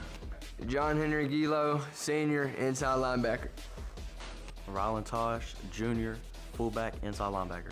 Rhett Williamson, senior, fullback, DN. Malachi Johnson, senior, D-line. Taj Bush, running back, D-line. Trey Jones, senior, fullback and linebacker. Davion King, class 2027, fullback, D-line. Let's go. Hudson Blundell, junior, DN. Jace Marlowe, junior, fullback and inside backer. Ethan Brooks, junior, fullback, D-line. Shad Buchanan, class 2028, O-line, D-line. Brandon Ludlow, junior, O-line, D-line. Javar Horn, junior, D-line, O-line. Kaden Shelton, I'm class of 2026, and I'm offense and D-line. Tyler Hagler, class of 2026, offensive line, defensive line. Let's go, baby. Jackson Neely, class of 2026, D-line. Jackson Curtis, class of 2027, O-line, D-line.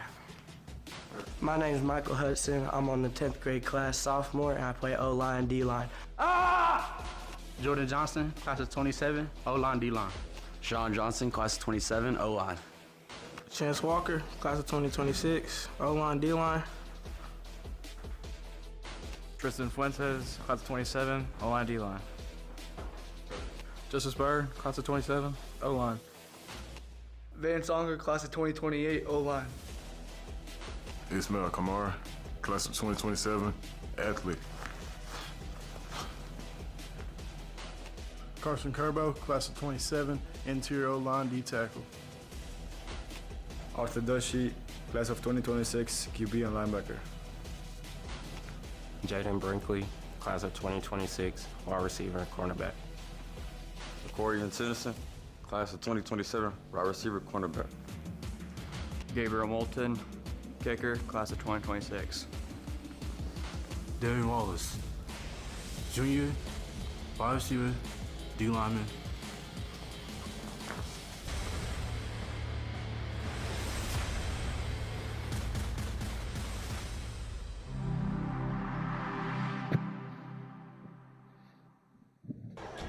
And back to Jeff Traylor Stadium, where the Buckeyes have a 14-7 lead over the Pittsburg Pirates here in this first week of district play. The Buckeyes looking to go 1-0 after a brutal preseason schedule and 15 Buckeyes that have been injured, and 9 of those back tonight. And really a dominating first half by the Buckeyes, although it's only 14-7 on the scoreboard. The statistics show completely otherwise, as the Buckeyes have run 39 offensive plays, and to 17 for Pittsburgh. They've barely managed 5 minutes of possession time. The rest of it has been the Buckeyes. 2 big drives for the Gilmer Buckeyes, over 10 plays. Both took over 6 minutes, and both of those led to touchdowns, as one was 76 yards, one was 70 yards, and very balanced rushing and passing. And it's just been the penalties that have really stacked up. 60 yards of penalties against the Buckeyes. 2 of those were personal fouls. Both of them were hands to the face calls. One by Trey Lee, one by Ismail Kamara, which both of them were a little bit quick for us to see. But only 5 yards of penalties for Pittsburgh, which is kind of telling in terms of the Buckeyes not really getting a lot of the breaks on the calls. And I'm not going to say any of those calls were incorrect. I'm just saying it was a little bit picky and not necessarily calls that you would see made very often. So, irregardless, the Buckeyes take a 14-7 lead in at halftime. They received to start the game.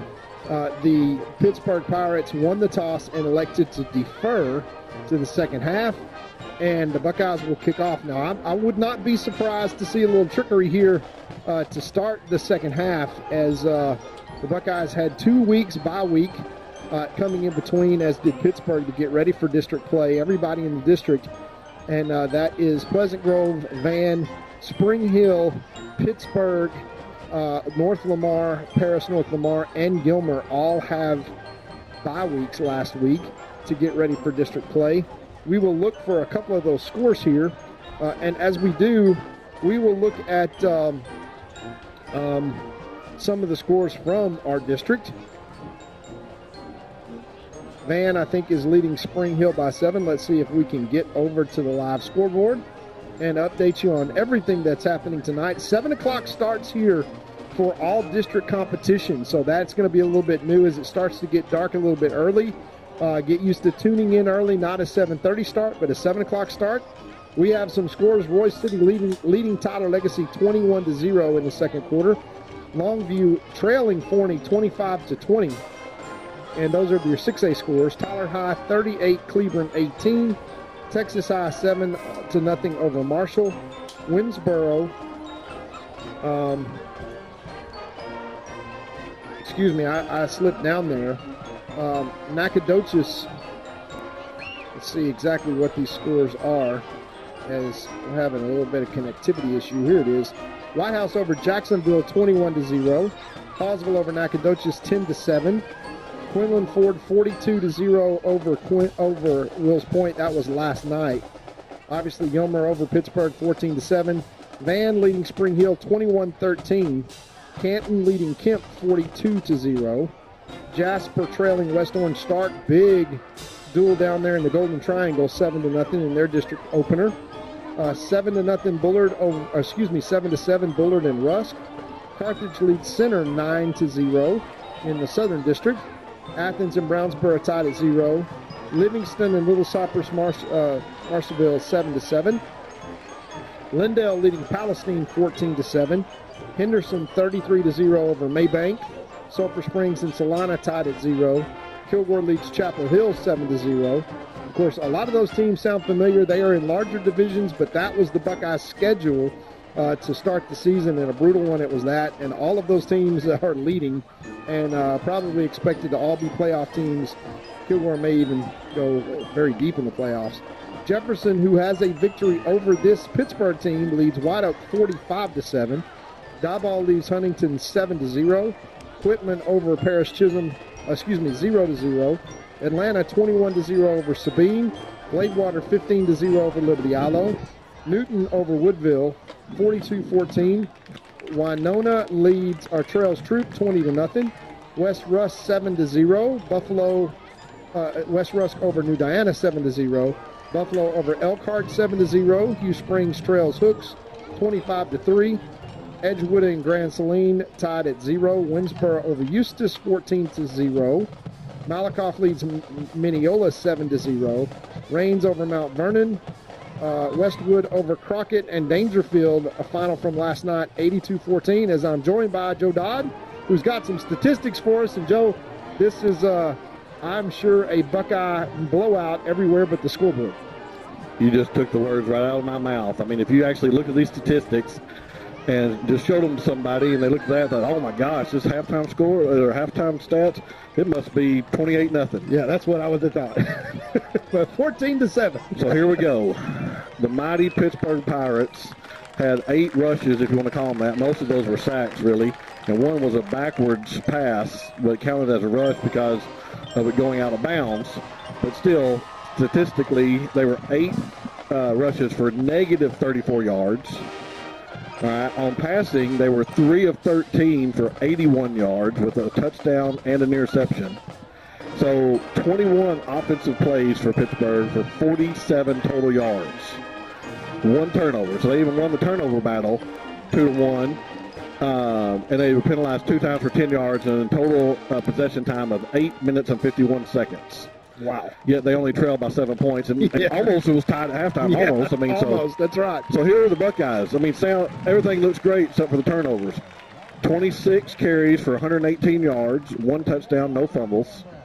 Passing, respectable, 8 of 16, 50%, 71 yards, 1 touchdown, 2 interceptions. That's been the big problem. 42 total plays. We doubled their plays and 189 total yards. We have more than 142 more yards than the Pittsburgh Pirates have. And penalties 2 for 30 for Gilmer. It hurt them a little bit there. Time of possession, 16:09. So doubled on everything and tripled a lot of things, and yet we barely lead the ball game. Yeah. And of note, the only individual really of note right now is Gilmer running back Horn has 12 rushes for 67 yards and a touchdown, and most of those have been really hard-fought yardage. Yeah, and Zayd Taylor would have had probably 40 yards, but it got called back on penalties. Yeah. So it is really a tale of being told in 2 fronts, one on the stat sheet and the other on the scoreboard, Joe, as you mentioned. 14-7, the Buckeyes lead, but they have been dominant in this game, as you see statistically. And they will kick off to Pittsburgh. And given a bye week, I'm not sure we won't see some trickery. But one of the things that we talked about at the top of the show is that Pittsburgh, with head coach and athletic director John Huffstetler over there in the Gilmer program for 3 years. Their defensive coordinator was the Gilmer coach for several years. Brad Britton, their defensive coordinator. They've got Harmony Guys, their offensive coordinator. They've got 3 or 4 Gilmer coaches. So, yeah, they knew what they were. They know Gilmer very well. Yeah. And they're trying to build a program, and they're doing a very good job of it. Obviously, didn't anywhere come close to playing the schedule Gilmer played for preseason. Played a lot of 3A schools and really didn't put themselves in a position to be exposed because they've only got 35 guys on the varsity over there. So a lot of those guys going both ways, and that should kind of show up in the second half as well. Fatigue really is on the side of the Buckeyes, and when you see offensively how much the Buckeyes have really leaned on them all night, they kind of had their way at the line of scrimmage. Well, Gilmer has a few players back from some injuries, but it also means that they're going to be subject to that fatigue factor also probably. So it may not be as big of an advantage as you're talking about. Another thing that, if you think about it, is that Pittsburgh gets the ball first, and they get, if they come back and score, it's a tie ball game at halftime. Exactly. Well, we have had our share of close games. We would like to see it go the other way. But first, let's go down to the field and the Gilmer Buckeye Stars as they will perform their paddle routine.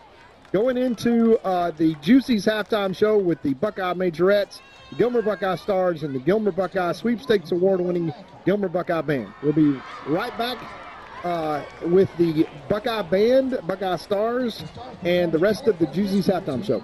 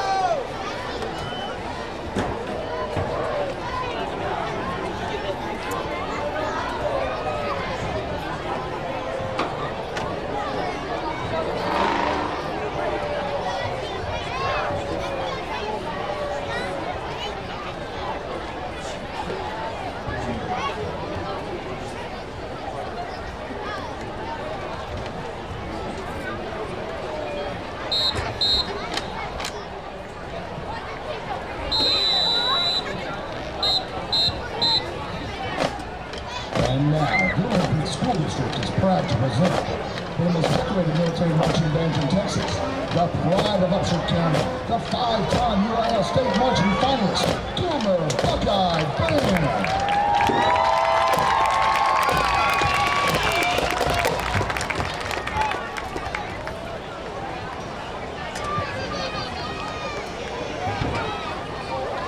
Under the field command of Senior Drum Majors Carter Garner and Genesis Sanchez, with feature twirler Amy Sanchez. The band staff talks to Sweet Moon Ridley's Fanfare by Sachinsky, Cyrus the Great and Emblem of Freedom by King, and God of Our Fathers arranged by Ward.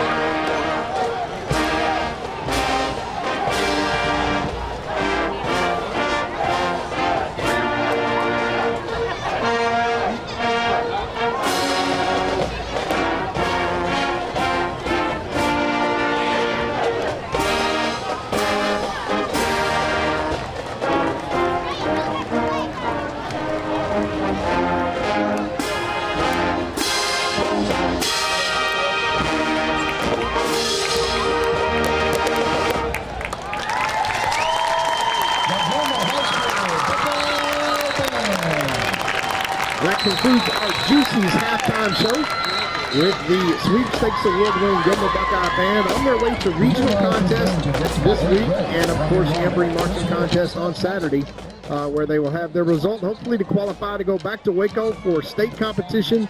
For the 5th year in a row, they are the bronze medal returning band, and hopefully will finish higher. So that concludes the Juicy's halftime show. Thanking all of our sponsors and halftime sponsors. We'll be right back with the kickoff to the second half. Buckeyes lead 14-7. We'll be right back. For nearly 150 years, Crowley Funeral Home has offered the highest quality in funeral services to the families of Upshur County for a fair and reasonable price. Led by Gilmer graduate Troy Murray, our staff stands ready at all times to tenderly guide your family in their time of need in all aspects of funeral planning, such as pre-need and at-need, and all types of services from cremation and memorial services to traditional funerals, with attention to every detail.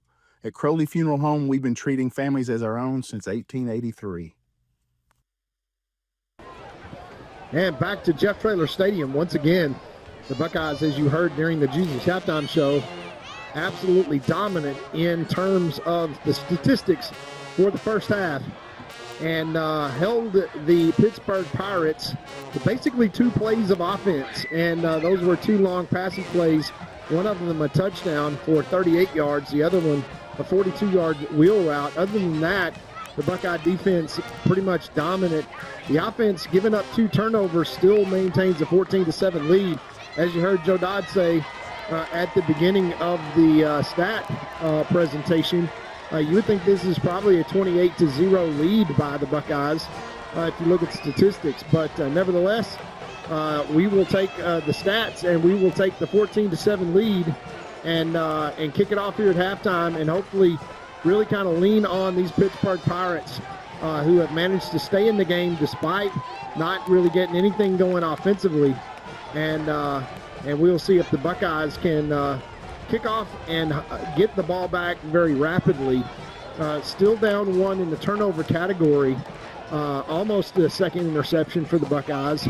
But just finishing the game and playing 4 quarters, the Buckeyes have played really in spots after all 5 games in the preseason against really, really good competition. Both notable Kilgore, who probably is going to return to a state final appearance at the very least. They lost to Anna last year in the state championship game, kind of had everybody back. The Buckeyes basically with 0 returning starters there. But once again, in the football game at the end of the first quarter, and had a lead. And the Buckeyes have led on several occasions at halftime, despite a 1-4 start. And right now, it's just about making sure that your concentration level is up, and it's 0-0, or at least that's how you feel about it. And we will have the Buckeyes kick off here to the Pittsburg Pirates and start this second half of play and see if we can get some momentum. The Black Flag defense doing an outstanding job. And once again, all keyed off of that front 4. 5 guys in the box and able to get pressure. Held them to negative almost 40 yards rushing as Pooch kick comes up and is fielded there by number 12. And he gets loose already to start. Just a Pooch kick that he fields. And he gets all the way down to the 2-yard line. And that is a mistake by the kickoff team for the second time. And a horrible start for the Buckeyes in the second half as number 12 there takes the opening kickoff. That's a Pooch kick. He does not fair catch it. He takes it and returns it almost 60 yards. That's Nick Stiles, the senior. And that is one guy that you want to keep the ball away from. So 1st and goal from the 2 is where Pittsburg will start this second half after the Pooch kick goes to Stiles and not what the Buckeyes had drawn up as Stiles does not fair catch that ball and was aggressive and did a good job there. Full house backfield for Pittsburg from the 2, first and goal. Under center is Johnson. They're going to try to quarterback sneak it, and they're going to get nothing. Tyler Hagler's got the football, and he is sprinting down the field. He gets a block by number 34, and Hagler strips the ball and returns it all the way to the 45-yard line of Pittsburgh. How about that? There is your answer, and a will from the senior that the Buckeyes just say, hey, to heck with first and goal from the 2. We've got a sideline warning once again. Penalties anytime something good happens for the Buckeyes, we get a penalty. Tyler Hagler stuffs this and strips it and returns it 55 yards. 55 yards. And the Buckeye offense now is going to have the ball. First and 10. Let's see if there's any penalties, what the referees are saying here. This was a strip, and there was no doubt about it. The Buckeye offense on the field, Tyler Hagler taking matters into his own hands. He is returning All-State senior, and he just said, I have seen enough of this, and he stuffed the run with a quarterback sneak, stripped the ball, and returned it all the way, and we've got flags down. Of course, this is going to be against the Buckeyes inevitably. On the previous play, there was a turnover with Gilmer taking possession of the ball. During the time, holding on Gilmer, that goes the first 10 yards from the spot of the foul. Also, we have sideline warning on the Gilmer sideline. Of course, all the penalties are against the Buckeyes. No question about that, and that's coming. And the Boo Birds will come out. But the Buckeyes, nevertheless, from the spot of the foul, will have first and 10 as they take it away. So 2 plays, a 60-yard return by Styles there for Pittsburgh gives the Pirates first and goal from the Buckeye 2. And Tyler Hagler strips it and returns it 55 yards, but a hold brings it back. And we will see if they actually get the ball spotted. Now they spot the ball at the 42. And the Buckeye offense will come on the field with a chance to blow this open now. Trips out to the right-hand side, Twins to the left. Empty backfield for number 2, Zayd Taylor. Only 3 men in the line of scrimmage here. This will be a quarterback draw run. We're going to throw it out and that ball is dropped. That is an incomplete pass. And that is dropped by Trosbach out there, who takes a big hit. Brings up second and 10. And with only 3 men down and 5 guys with an empty set, I hope the Buckeye coaching staff sees that up front as they're going to go safeties over the top. And that only leaves 4 guys in the box, 5 guys in the box now, as they'll walk up the linebackers and see if the Buckeyes run at this front. Brings up second and 10, and here is Horn. They are going to run at that front. No, Zayd keeps it. And he makes 1 man miss, makes 2 men miss, and he is out to the 49-yard line as a good read there. It looked like Tavion Horn got blown up on that play, but Zayd pulled it right at the last second, rides it and pulls that away and gets a good run to bring up 3rd down and 3 yards from the Buckeye 49-yard line. As critical here with this 3 yards that the Buckeyes picked this up. They got all the momentum now going into the second half with that big forced turnover from Tyler Hagler, making the big play and evening the turnover battle. And the Buckeyes trying to make hay out of this. Drop back to pass, throws the spot pass, and that is caught for a first down by number 12, Trace Haynes. Put it right between the 1 and the 2, Zayd Taylor. As he makes a good move, goes inside, sits down in the zone, and that is just how you draw it up right there. First and 10 Buckeyes from the 45 of Pittsburgh, and now they have a very strong momentum. Twins to the left, twins to the right. This is wide open out the left-hand side if they just catch this one and throw it out. It's exactly what they do to Tavion Horn, and he picks up a nice 4-yard gain, first down. You can see the Buckeyes getting that bunch formation of the twins to the right, the twins to the left, and it's just a take your pick, a pitch and catch for Zayd Taylor, because there's a man to block, and that's a free 5 yards pretty much, and then that's the case here. First and 10 turns into 2nd and 5 as the Buckeye offense will continue to count guys in the box. We'll run it this one. This is Horn over the left-hand side, gets a nice little block and moves the chains for a first down. And we will see if they give him the measurement for a first down. Yeah, 1st and 10 Buckeyes from the 35-yard line, and the Buckeye momentum drive and add 1 more first down to the first down column as the Buckeyes rack those up here starting the second half. Back to pass, going to take a deep shot down the field. He's got deep, and Trace Haynes catches a touchdown pass, and the Buckeyes strike Zayd Taylor just on a fly route, and what a turn of events as the Buckeyes kick off to Pittsburgh. 45-yard touchdown pass to Trace Haynes, 35 yards, from Zayd Taylor to Trace Haynes, and the Buckeyes stretch this to a 2-score lead. So just the willpower of number 54, that is Tyler Hagler, your big all-state defensive tackle, on 1st and goal from the 2, that strips the ball and returns it 50 yards. The Buckeyes go for 2, and we get it and stretch this lead to 22-7. And just like that, the Gilmer Buckeyes take momentum and just put a nail in the coffin early to start this third quarter. Great start for the Buckeyes. Great willpower there by number 54, Tyler Hagler, to have an impact on this game. 22-7. We'll be right back after these messages.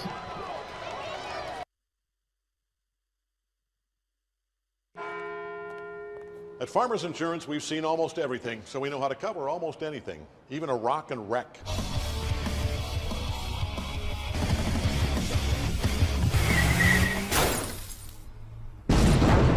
Yeah! He rocked and rolled right into it, but we covered it. At Farmers, we know a thing or two because we've seen a thing or two. We are farmers. Bum, bum, bum, bum, bum, bum.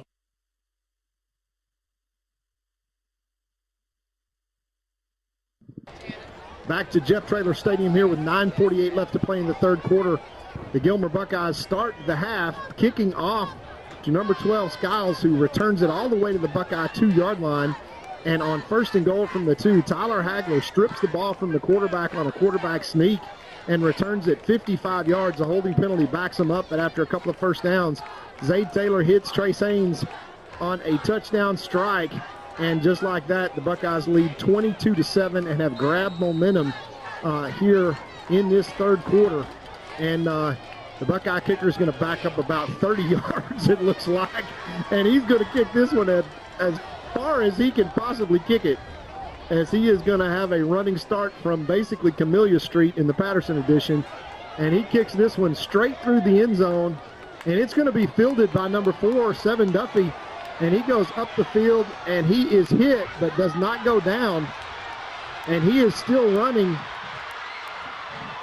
And he is tackled at the 35. So once again, the Buckeyes kick it deep. And once again, we have coverage trouble, as that is well over 100 hidden yards that the Buckeyes have given up. That is going to be a point of emphasis. The way the Buckeye defense is playing here tonight, Coach Metzel saying, hey, kick it deep. That one went into the end zone. I didn't expect Duffy to even return that one. He was hit about his own 30-yard line, but the tackle was not made. And he swings out to the right-hand side along his own sideline there and runs for another 30 yards.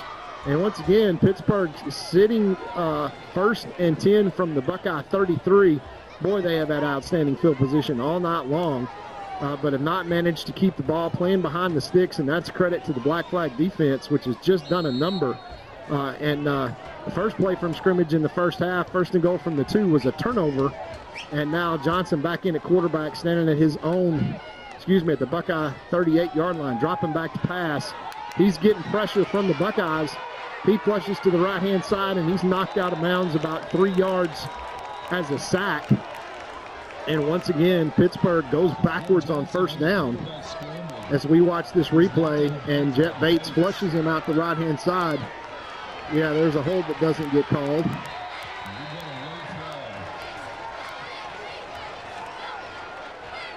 And watch this go against the Buckeyes, of course. We got a flag down.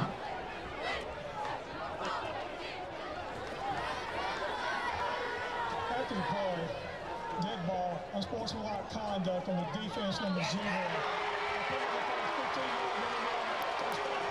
Another 15-yard penalty on the Buckeyes. Trey Lee, who hobbles off the field.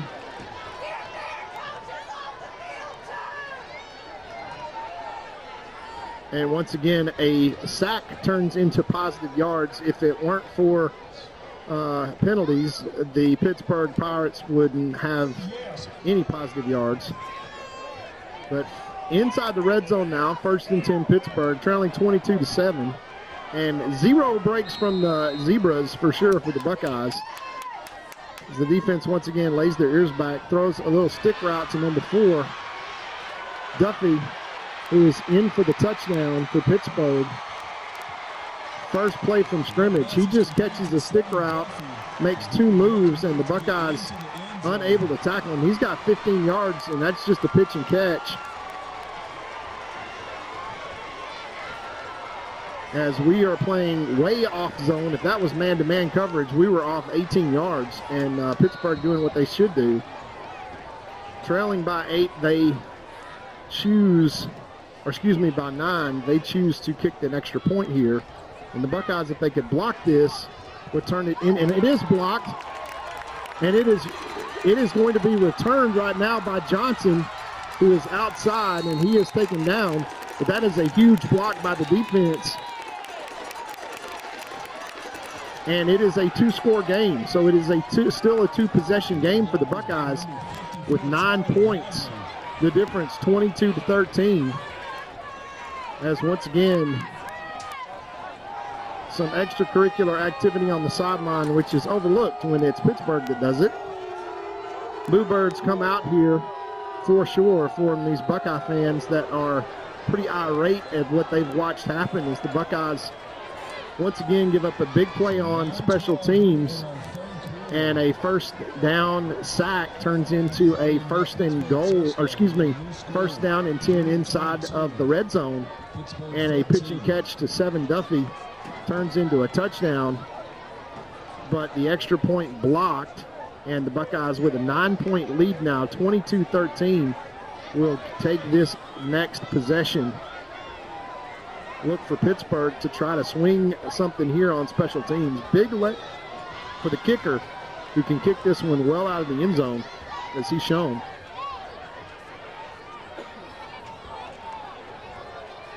Regular receiving team back, but let's see what Pittsburgh does. They have really had an emphasis on special teams tonight, where that's the one phase of the game where they have won decisively, to the bewilderment of Coach Metzel. And here is the kick that is going to be deep, and it is going to be taken and fumbled by number 23 out of bounds. And the Buckeyes, once again, just a complete comedy of errors on special teams, are going to take over 98 yards from pay dirt, 1st and 10 from their own 2, as they can't catch the kickoff, and fumbles it out of the end zone. And it was lucky that it went out at the 2 and not inside of the end zone, because that would have been a safety.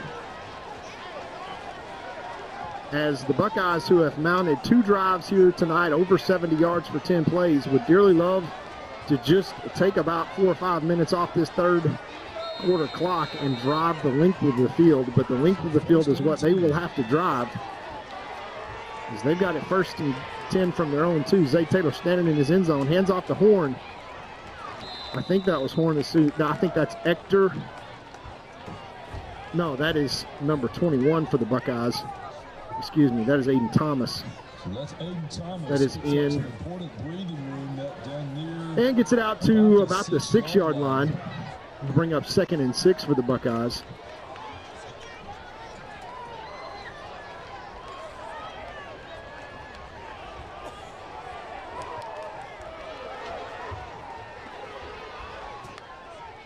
And the snap once again.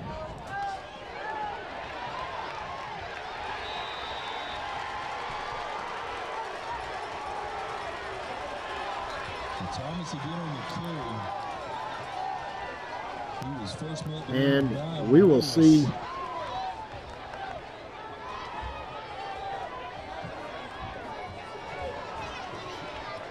Yeah, that is spot out towards the 8-yard line. Yeah, that's a 3-yard gain. That's going to bring up 3rd down, and let's call it 3.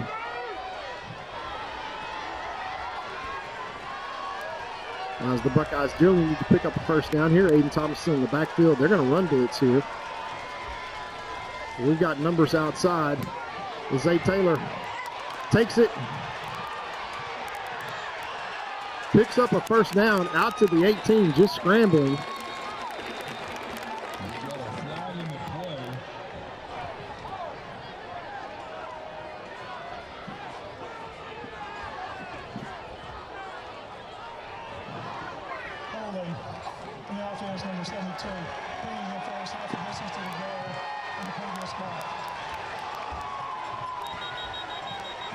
As Kamara's down.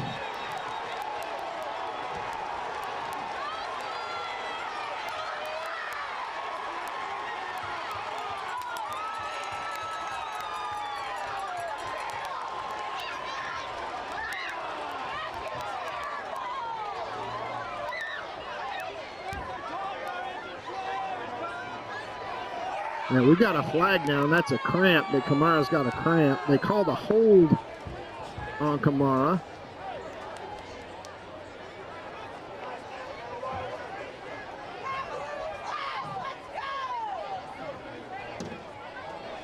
Yeah. Yeah, there's. Yeah, that is. Let's see what this call is going to be, because you had players there from Pittsburgh that were clapping. As Kamara just had a cramp as he comes back to the sideline. But it was a first down, but they called a hold.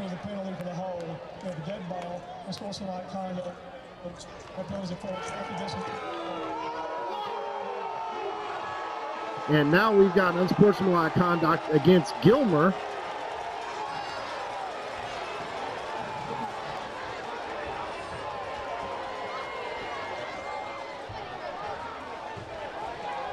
Yeah, that is just, sorry folks, but that's pathetic. As you got players standing over Kamara, who is down on the ground clapping, and they throw a penalty against Gilmer.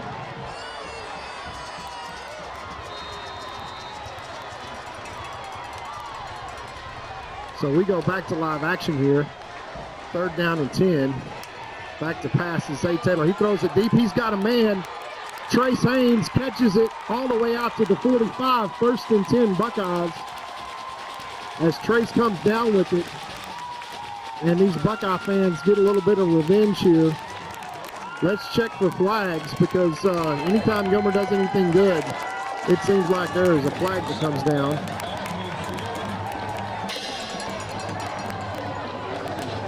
First and 10, Buckeyes convert mightily. 47-yard pass. All the way out to their own 48-yard line. They go fast, trips out to the right-hand side. They're going to hand it off to Thomas straight ahead. He makes one man miss. And they say he is down.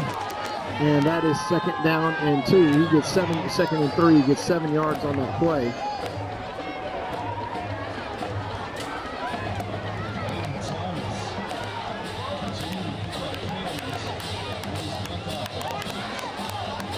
So now twins on both sides. This is the stack formation to force safeties over the top. And this will probably be a Zay Taylor keeper right here. They throw it out to Trace Haynes. He catches it and picks up a big first down out to the 35-yard line. That is the pick-em RPO play from Zay Taylor. And Trace Haynes delivers once again with the big first down after that catch. Nice block there by number 17, Solly Jackson. And the Buckeyes have now gone from 1st and 10 at their own 2 to 1st and 10 at the Pittsburgh 35, as they are threatening to drive this one 98 yards for a touchdown, and that would be a very emphatic statement. As once again, the Buckeyes have found something out here with twins. They got single coverage out there to the left-hand side, and they're going to throw it right out there. Gage Strasbach makes one man miss, gets to the outside, and picks up 10, 11 yards for the first down. They're staying with man-to-man coverage out on the outside. The Buckeyes have found something, and back into the game comes Ismail Kamara. That was just a cramp that he had, but he was none too happy with the reaction that Pittsburgh had to him going out of the game, and the Buckeyes somehow got a penalty flag thrown on them. 2nd down and 2. And number 6, Tavion Horn picks up about 8 yards down to the 21. First down Buckeyes, knocking on the door of the red zone.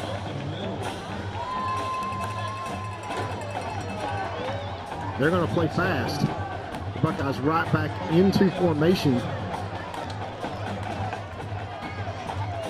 Once again, man-to-man coverage on the outside. They're going to run Horn right back up the middle. He misses his hole once again. And he picks up about 2 yards.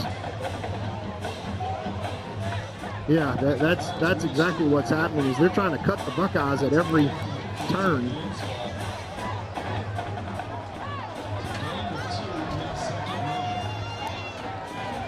Second down and 8 now for the Buckeyes.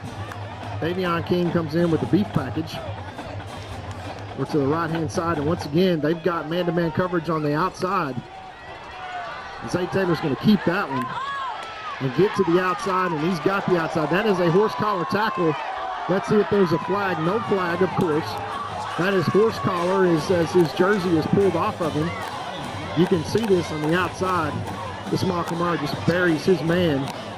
And he reaches up and grabs the horse collar right in front of that. That's just clear as day. No penalty. The Buckeyes are not going to get any penalties here tonight from this crew, folks. So 3rd and 4 as the Buckeyes have driven this down, starting in 9 minutes from their own 2-yard line. Once again, this bunch formation is something that coaching staff seen upstairs and taking full advantage of it. 3rd and 3. Zay Taylor takes the snap, drops back to pass, throws it a spot route. That's caught by that's Trace Haynes. Catches that for a first down. Todd, you miss your partner tonight. Yeah, you know, I'm not sure where Rash is, but it's probably on an island out there somewhere. And he's left me on an island here covering the game. So, Rash, whatever beach that you're on, go for 2, bud. Go for dose.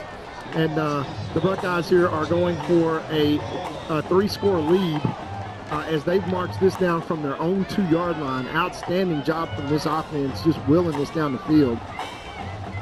Here comes motion and man-to-man coverage. Zay Taylor back to pass. What a play! Touchdown Buckeyes, Solly Jackson. That is a fantastic call. Caught him in man, and they just ran basically an inside route, 2 inside, 1 outside. Zay Taylor has the way just completely made for him. Watch this lane that he has to throw as Ismail Kamara kicks his man outside, and wide open on the switch is Solly Jackson. Touchdown Buckeyes, folks. That is a 98-yard, 5.5-minute drive. That's 9 plays. That is just absolutely in your face to all the penalties and everything else that they had. What an answer from these Buckeyes. 28-13 with the extra point left to come. It is up and it is good. And the Buckeyes have taken the momentum here in this second half by the scruff of the neck and marched it 98 yards down the field. And the Buckeyes lead 29-13. We'll be right back.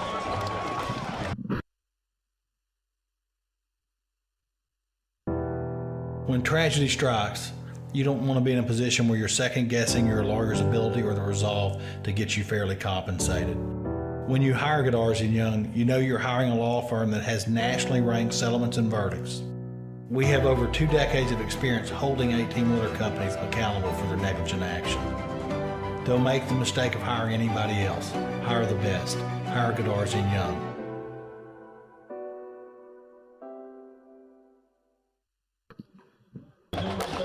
And we're back here to Jeff Traylor Stadium where the Buckeyes, despite 2 15-yard penalties, drive the ball 5.5 minutes, 98 yards. Hard-pressed to push it any further. 6 first downs and take a 29-13 lead with 4:09 left to play here. And if I'm the Buckeyes, I do not pooch kick this to number 12 for sure. As the last 2 kickoffs have been just absolutely nightmare scenarios for the Buckeyes special teams, as they are going to spend some time this week during their Jamboree off week focusing, and this looks like it's going to be another pooch kick. And they do pooch kick this one deeper to the man on the second level, and the Buckeyes try to cover it, and once again 7 is following his blockers out there, and 12 and 7 are not the guys that you want to have catch the punt. And they're going to start off in Buckeye territory once again on a short field. So just got the Buckeyes number in terms of special teams here. And that's not a stat that Coach Metzel's even going to want to look at, because most of the opportunity has come from these Buckeyes special teams woes is a good way to put them. and Pittsburgh has obviously taken their bye week to watch film. But the story of the night has been this front line.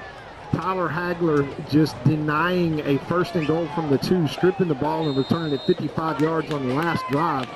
And the Buckeyes have a 29-13 lead now, 3-score lead with 4 minutes left to play in this third quarter. Back to pass, and that's going to be incomplete. Pass intended out to number 7. That's Cam Dottie. And once again, Pittsburgh's going to be playing behind the chain, 2nd and 10. That is the 4th play that they've run at this half. Most of the yards coming on special teams. And the Buckeye black flag once again with the ball sitting at the 50-yard line, yielding 0 yards on 1st down. Twins out the right-hand side. The Buckeyes still going to play man-to-man. They'll put number 4-7 in motion. And he will take it out for about an 11-yard gain and move the check, sticks on 1st down on the jet sweep. The Buckeyes previously had been able to string that out, but he cuts it up the field.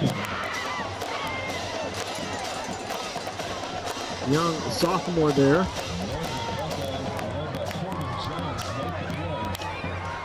No, 7 Duffy is a senior, I'm sorry. 1st and 10 from the Buckeye 39. As we click down to 3.5 minutes left to play here in this third quarter. Pittsburgh down 3 scores, 29-13. They'll run the jet sweep once again. Drop back to passing formation, take this man-to-man pass. And they're going to call pass interference on that, which is not, that should be pass interference on the offense. But again, the Buckeyes are not going to get a call.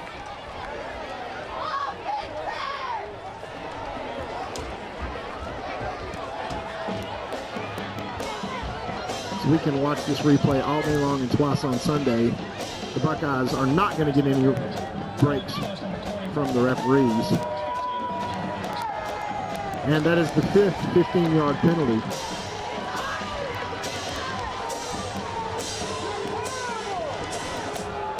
And if it weren't for yellow flags, the Pittsburgh Pirates would barely have an offense. And that is not an exaggeration, because they had minus yards rushing in the first half, 60 yards in penalties. And the next 15-yarder tacked on moves them down to the 24-yard line.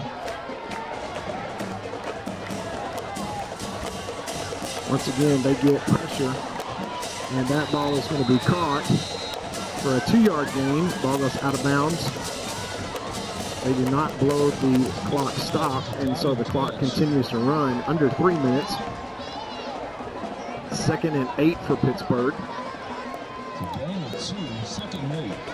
Tyler Hagler loses his helmet.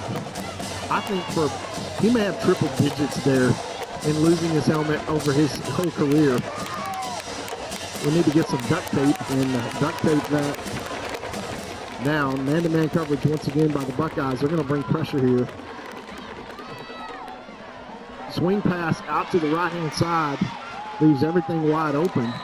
Ball goes out of bounds at the 12-yard line, and that's going to be enough for a 1st down. Nice play call there. That will route to number 6, gained about 40 yards and bailed him out of a 3rd down early in the first half. That's Lane Hall. That is a good call there by the Pittsburgh staff upstairs, where you got man-to-man coverage and nobody accounts for the back. You got Ector there from his linebacker position. He comes over and makes the tackle. And it's 1st and 10. Pittsburgh can pick up a 1st down and not score. It's going to be a handoff once again to 7 Duffy. And as a hold on the edge, it's not going to get called. And a hard tackle out there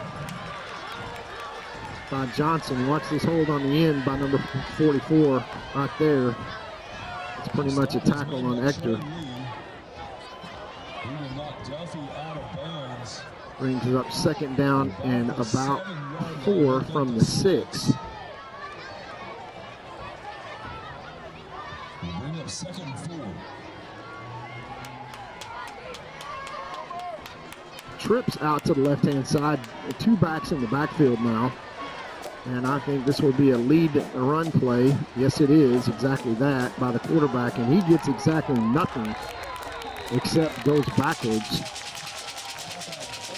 The clock will run down into 2 minutes in the third quarter now and bring up third down and about 2. There's that lead play, and number 0, Trey Lee, fills that hole nicely and brings up third down and 2. Hagler comes back into the game at tackle. Last time Hagler was down here, he stripped the ball and returned it 55 yards. So let's see if he's got another answer here, as he has just dominated that line of scrimmage here tonight. Once again, we're going to hand that ball to Duffy. And we've got a flag down. And finally, we've got a hold against Pittsburgh that they did not call the last time. So that's going to move them back 10 yards, as we see once again the hold right there by 50. And they do throw the flag, and that is a hold, a tackle there by number 6, Hall. And that's going to back them up 10 yards from the 6. So instead of third down and 2, that's going to be third down and 12.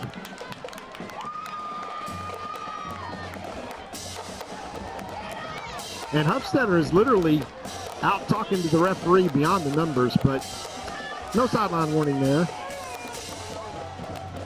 So third and 2 from the 6 turns into third and 12 from the 15. And the Buckeye black flag defense got them going backwards again. Let's see if they can get off the field and not bail them out here, folks, with a penalty. 29-13 Buckeyes lead. Man-to-man coverage on the outside. Let's see if they take their shot. Yes, they are. You just throw a fade route. Incomplete, as that is broken up by Chris Pinckney right at the last minute. Great defense. Watch this replay as it's put on the numbers, and he comes down and Pinckney comes straight through his hands and makes that incomplete. Brings up fourth down and 12, and I think Pittsburgh down 3 scores, and I have to go for it here. 52 seconds remaining here in third quarter. Under a minute left to play in the third quarter. Fourth down as the Buckeyes try to get off the field. Watch for number 4 here. They will try to get the ball into his playmaker's hands, and the Buckeyes need to get pressure. This is the exact same formation that they had before. Can't give number 4 too much cushion.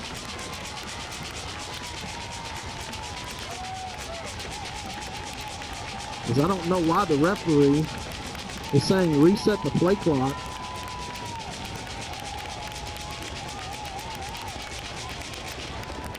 The umpire's standing over the ball for I don't know what reason. They're saying reset the play clock, which they do now to 25 seconds. Fourth down once again. They look to the sideline to see what the play is going to be. Look for 7 Duffy. They're going to call a timeout here, and this is pretty much the ball game here as the black flag defense fired up this Buckeye crowd. We will take a quick break and come right back after these messages. Chad Burkhalter and Gary Vestal are your Gilmer Edward Jones financial advisors. We're all about financial investments, but we also value the investments of time, patience, and encouragement our young athletes receive from their coaches, teachers, and mentors. That's why Chad and Gary are proud sponsors of our state champion Gilmer Buckeyes. Call 843-2023 or 843-5794 or visit edwardjones.com for all your investment needs. Edward Jones, member SIPC.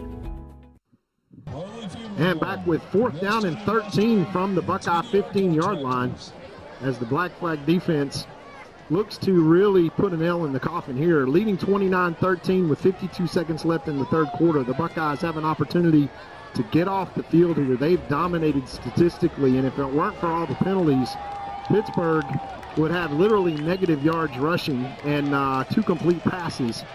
But not going to go the Buckeyes' way here from the officials' point of view.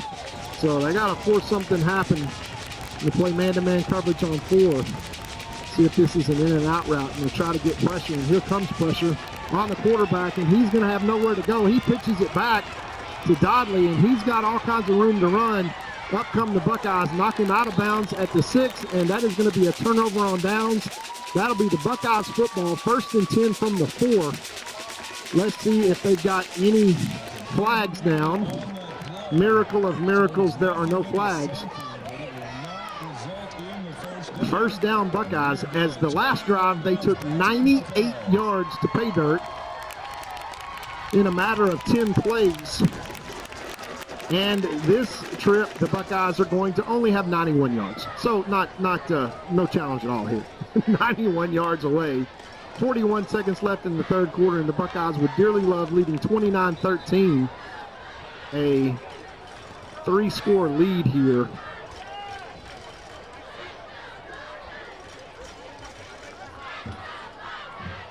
And now what is going on is we've got a player down on the sideline. Yeah, we've got a player down on the sideline that the referees are taking. Yeah, it's a Buckeye player that's down. And that is Trey Lee, number 0, who hustled over to kind of make that play. And he's kind of worn out because he's been all over the field tonight. Oh, that's his right shoulder once again. He came up and made that big hit. That was an injured shoulder from before that's cost him 2 games. Nonetheless, the Buckeyes 1st and 10 from their own 9-yard line. They're going to go straight ahead behind Kamara. There's got some room there for Tavion Horn out the line beyond the 16-yard line.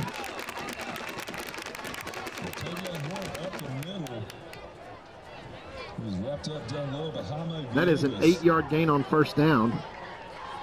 It's going to bring up 2nd and 2. And that is going to be the last play of the third quarter. The Buckeyes are going to take the fourth quarter and look to put a nail in this coffin. We will be right back with the fourth quarter. Buckeyes lead 29-13 right after this. Banking the Texas way, with strength, trust, and hometown pride. Deposits that work harder, backed by neighbors who care. Your hometown bank is right here in Gilmer, Texas, 795 Highway 271 North. Texas Heritage National Bank, member FDIC.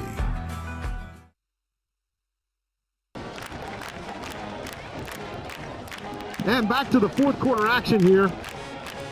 The Buckeyes pick up 7 yards on first down to get it out of the shadow of their own end zone, out beyond the 15-yard line. 85 yards away, let's call it 84 yards away now from pay dirt. But 29-13 is the lead going into the fourth quarter. Statistically, the Buckeyes have been dominant. Long drives all night long. All 3 scoring drives for the Buckeyes have been well over 10 plays, well over 6 minutes of possession time. And in this case, had it not been for the turnovers and the penalties, and especially special teams, this really would kind of be a blowout right now. But the Buckeyes up 29-13 on the scoreboard with 12 minutes left. They need to dig deep here and go put another nail in the coffin. 2nd down and 2 now. They dearly need to take care of the football and not let Pittsburgh back into this game. They hand it to Horn straight up the middle, and he stays on his feet. He's still on his feet, out beyond the 26-yard line for a first down. Tavion running tough. Moving the chains, moving the clock, and the Buckeyes now have the play clock as their friend. Don't want to play too fast. Hand it to Horn once again. He makes the first man miss. Picks up 2 yards. Let's call it out to the 27-yard line. No need to get in a hurry here if you're the Buckeyes. Hand it to Horn once again. Now this is going to be Taylor on the keeper. And he maybe picks up 1 yard there. I do not know why the Buckeyes are playing so fast. It's going to bring up 3rd down, and let's call it 6. Plenty of time now. 11 minutes to play in the game.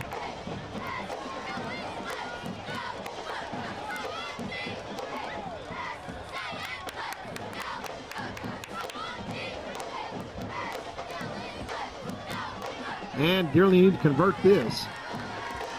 Zay Taylor in the backfield, drops back to pass. He's got a man over the middle, and that is going to be incomplete. And the punting team is going to come on the field. As we see the replay here, he tries to get this to, looks like Trace Haynes, and it's just a little too far out in front of him.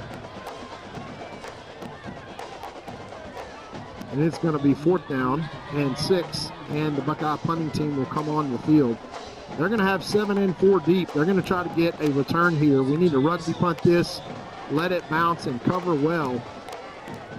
Wide side of the field is wide open as 7 Duffy is standing on the near hash.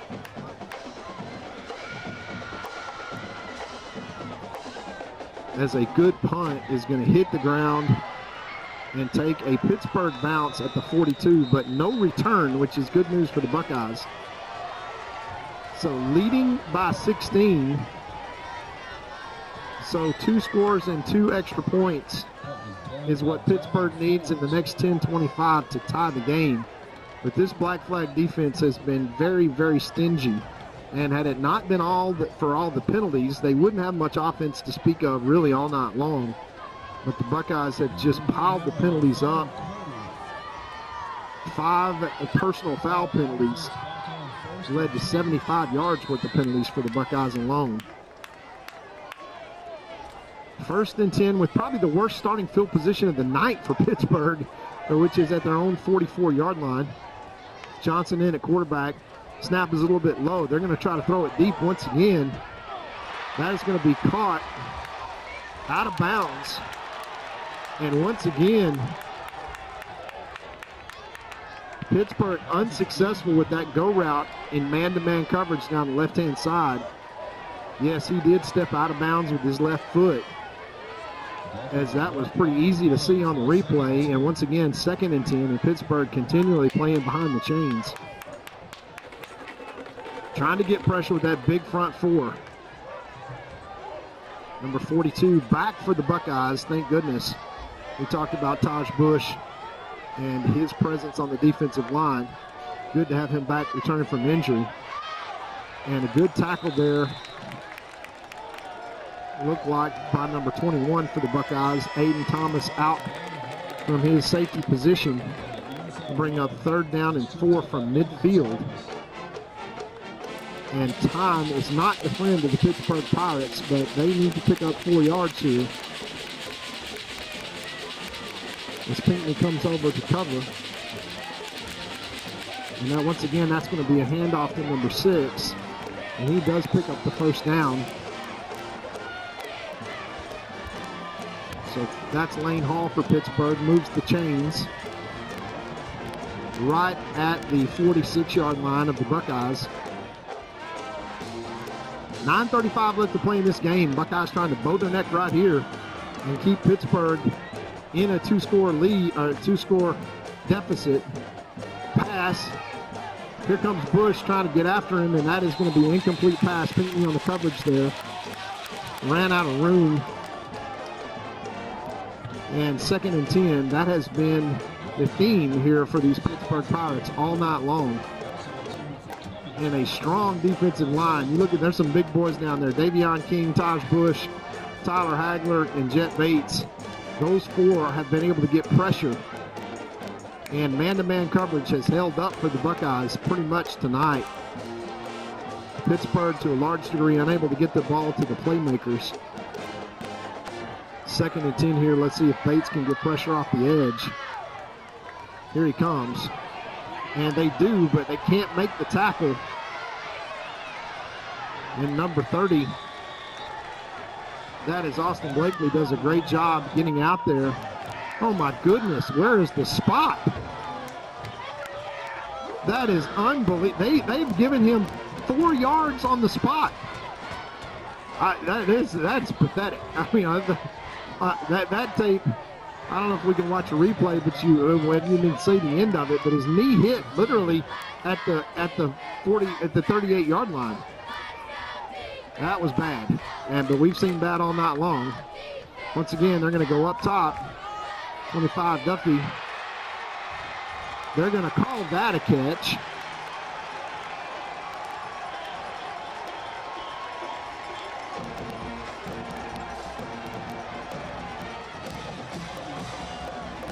His knee hit at basically the 5-yard line. Yeah, they're going to mark that at the 4. So first and goal from the 4 for Pittsburgh. Trailing by 16 points here with 8:20 left. The Buckeye Black Flag defense has stood up here already inside the 5-yard line tonight. Let's see if that defensive line can't create some penetration. They're going to try to go to the left, and that gets run down and run out of bounds. At the 7, they lost 2 yards. So it's going to be second and goal from the 8 now. As the rushing attack for Pittsburgh has literally been non-existent, as Joe Dodd, our stats guru, pointed out. They called that one out of bounds at the 6-yard line.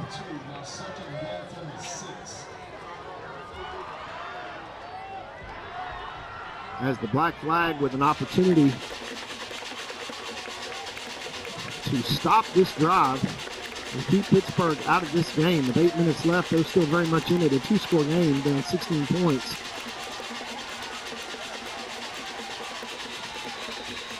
And they're going to take a timeout, and we will take a timeout with them and be right back with this second down and goal right after this. Need an oil change? Try the new Buckeye Express Lube, 1 mile from Gilmer on Highway 300. Oil and filter changes, fluid top-offs, multi-point inspections, and tire rotation and repair are just a few of the services they offer. Best of all, you can watch TV and enjoy a complimentary snack while you wait. Jason Horton, a former Marine, thank you for your service, has over 30 years of experience in the business and guarantees the best service in town. Next time you need an oil change, think Buckeye Express Lube on Highway 300. And back to Jeff Traylor Stadium here, where the Buckeyes lead 29-13 with 8:01 left to play in the game. Second down and goal from the 6. And in comes Tyler Hagler. Once again, the Buckeye defense has been able to answer every threat. Man-to-man coverage is what the Buckeyes have lived and died by in this football game. And stuffing the run. They look to the sideline. They take the snap, they hand it off to Hall. He is stood up at the 4, and he's going nowhere. And this is going to be third down and goal, and once again, Pittsburgh trying to go fast. As you see, Hall just gets stuffed there. See what the official timeout here is.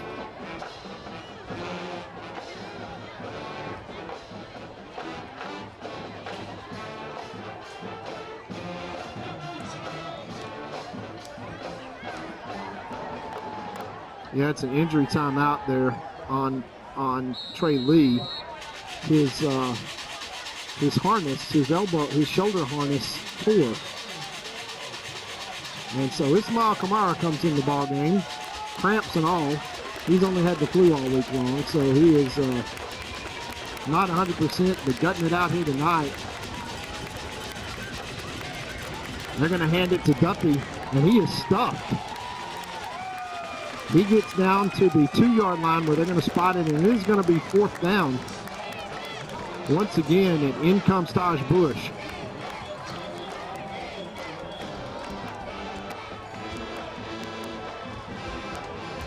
Fourth down, and if the Buckeyes can stop them here.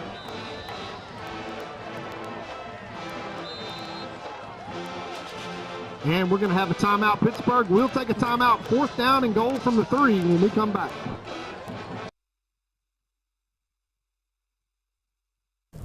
It's gonna be alright.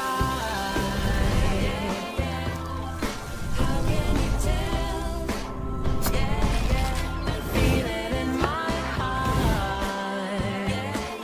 It's gonna be okay. Juicy's Burgers, serving you for over 40 years.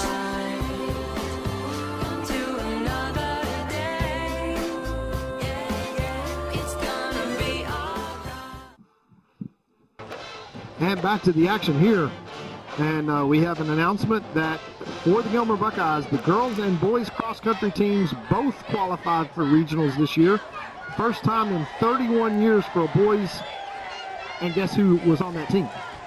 Wow.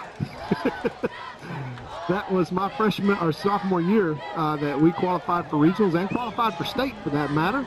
Oh, for those who can do math, you just age yourself. Yeah, I just aged myself. Hey, the only math I care about here is 4th down and 3 as the Buckeyes are in running formation, or excuse me, Pittsburg is in running formation here.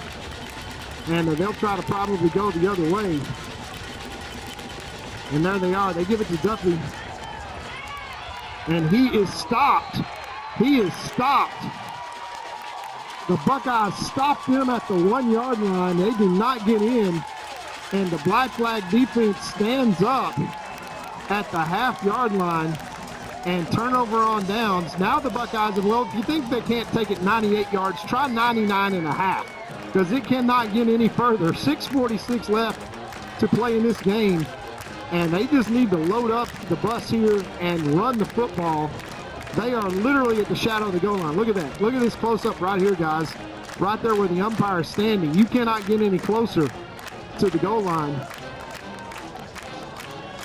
No timeouts left for Pittsburgh.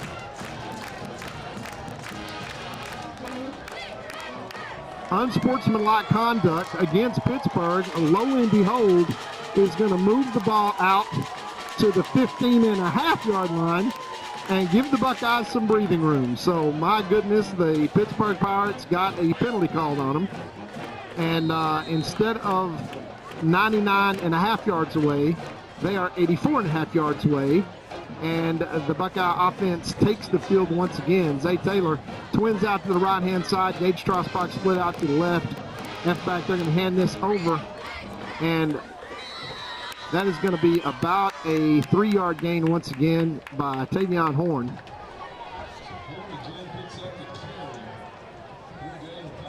Let's call it a 4-yard gain there. Nice carry by Horn.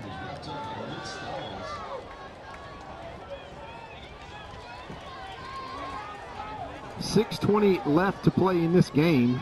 The Buckeyes going to use all this 20-second play clock. Nothing that Pittsburgh can do except watch time expire and try to stop the Buckeyes as they are going to run it. Once again, Solomon Jackson catches this pitch and pulls it out for a first down.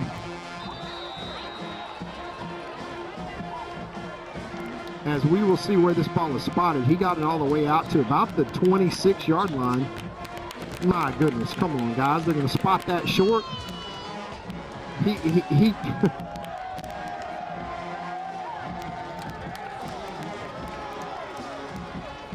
So 3rd down and 2. And in comes the beef package with number 44, Davion King, who's going to be at the tight end spot. 3rd down and 2. And they will load this up behind Ismail Kamara. And they are coming right down the big boy freeway. Tavion Horn is hit in the backfield. Nobody blocks the tackle. Nobody blocks on the right-hand side. And we are going to have a punt.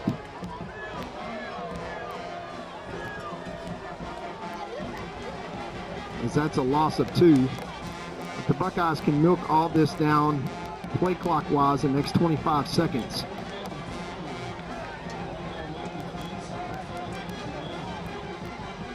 And we will have a punt here. As Pittsburgh will count on a return. And for the Buckeyes, we need to make sure that there is no return. Left-footed punt is going to be fielded by number 7. And the Buckeyes do not cover very well at all. And it is returned for a touchdown. So once again, the special teams woes continue.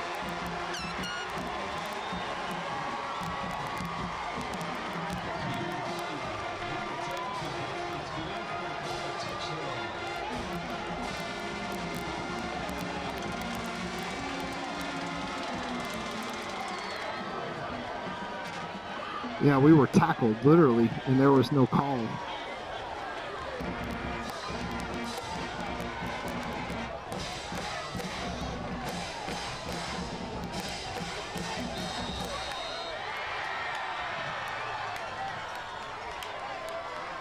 as that is a punt return for a touchdown. We apologize. Our replay is not functioning right now. Bad time for our replay not to function. But Pittsburgh's going to have to go for 2 here just to stay in the game. They have no timeouts left. A fumbled snap. And that quarterback's going to be tackled, and it's going to be a 10-point game. So it remains a 2-score game. And the defense off the field here before any more flags are thrown, because there's not going to be thrown any flags for Gilmer's sake. Tackled on that punt return for a touchdown. And here comes Pittsburgh with an onside kick. We'll keep it here. 4:18 left to play. And this will undoubtedly be an onside kick, as the Buckeye offense was unable to gain a first down and forced the Buckeyes to punt. Punt was fielded by number 7, and a holding call that was not made allowed Cam Dottie to return that one. Let's call it 58 yards for a touchdown. But no timeouts for Pittsburgh. That is the key thing here, is they cannot stop the clock. So really, a first down here, if the Buckeyes can field this cleanly and get a first down, they can run the time off the clock within 8 plays. Let's call it 9, since we've got some change. But the hands team goes on for the Buckeyes. Expecting the onside kick for sure.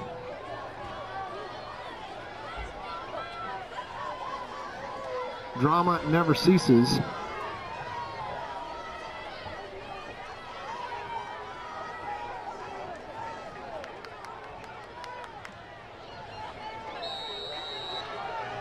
The Buckeyes need to get more guys on that side of the line of scrimmage, as there's the onside kick. And it goes out of bounds, and that will be a penalty flag. And the Buckeyes will take possession. And 4:18 left to play with 0 timeouts. The Buckeyes just a couple of first downs away from putting this one on ice and going 1-0 in district play. Hard fought. Still lots of things to work on, although the Buckeyes dominated this game statistically. But special teams is certainly going to be something that Coach Metzel will emphasize in the off week here. Kickoff team, punt return for a touchdown. Just disastrous on special teams. The Buckeyes take the field 1st and 10 from their own 49. They'll bring everybody here. Tavion Horn will make a cut. He's got a lane. He's got it on the outside. He picks up a first down and gets out of bounds. A young sophomore will learn clock management, football IQ to get down there. But he does advance the ball inside the 40-yard line. But the clock will stop because he ran out of bounds.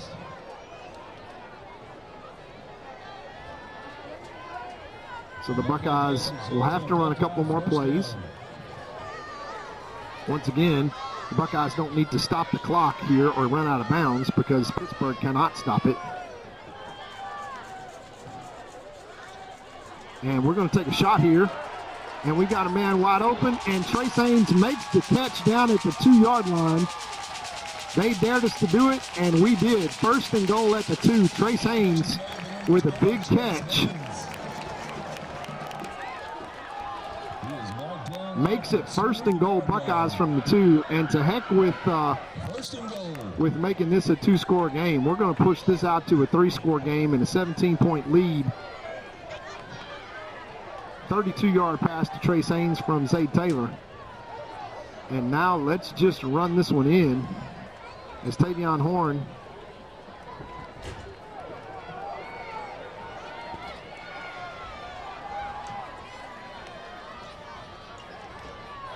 ...137 yards passing. Touchdown Buckeyes as Tavion Horn takes it in.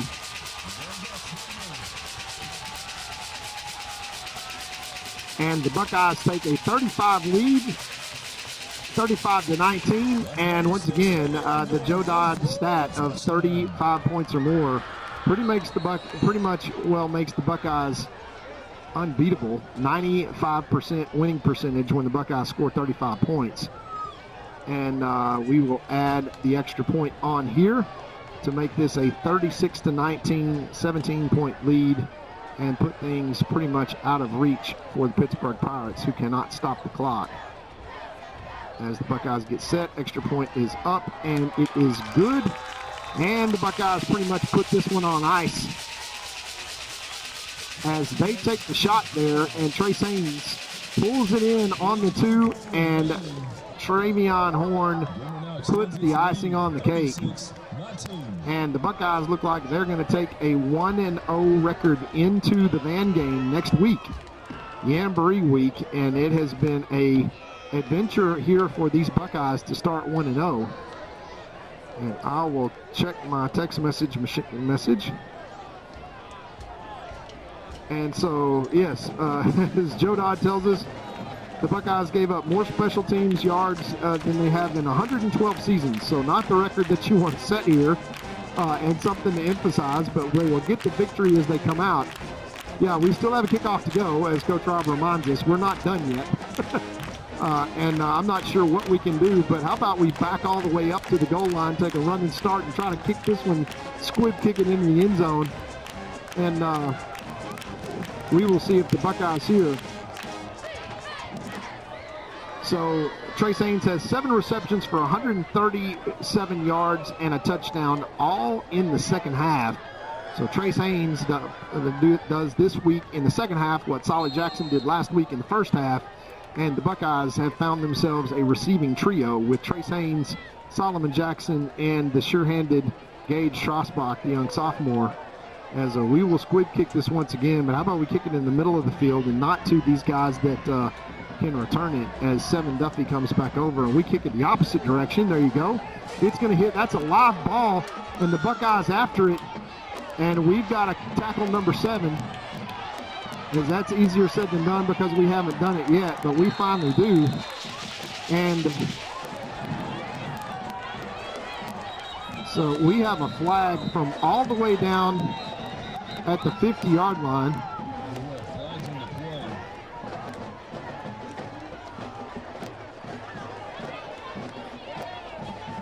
So that's probably, let me guess, that's probably tackling on the Buckeyes, because we only gave up 7 yards. Oh, we have a block in the back against Pittsburgh. How about that, as the big 3/4 moon rises up over Jeff Traylor Stadium. And the Buckeyes are going to back up the Pittsburgh Pirates, who cannot stop this clock. That is an illegal block in the back. That's a spot foul of 10 yards that will back them up to the 13-yard line. And the Buckeyes are 3 minutes and 13 seconds away here, playing deep with number 14 Johnson in the back, the Buckeye secondary, as they'll drop back to pass and get all kinds of pressure. And that will be caught. Defended there by number 3, Drake Smith, young sophomore.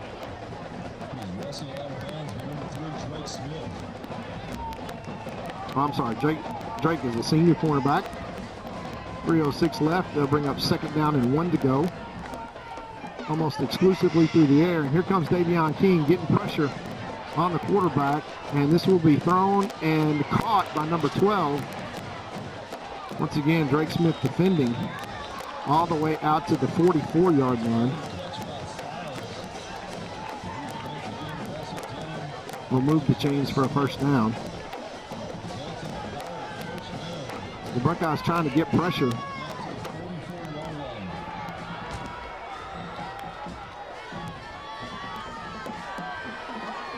And that will be incomplete. And we've got another flag down.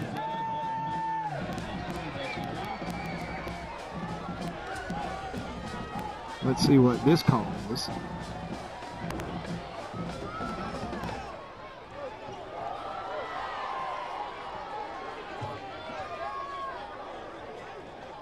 As we're waiting. Oh my gosh. Roughing the passer against the Buckeyes, of course. Tackling the quarterback, basically. So that's going to be well over 100 yards of penalties for the Buckeyes. That moves that ball down to the 41-yard line. And my vote is that we never, ever, ever have this referee crew call again, because this has been so lopsided it's not even close to funny. That's a 15-yard penalty, roughing the passer. 5 15-yard penalties against the Buckeyes. This is a end-around sweep to 7 nothing, and there's a hold that is going to come back. And we've got a flag once again, so this is finally going to go against Pittsburgh for a tackle.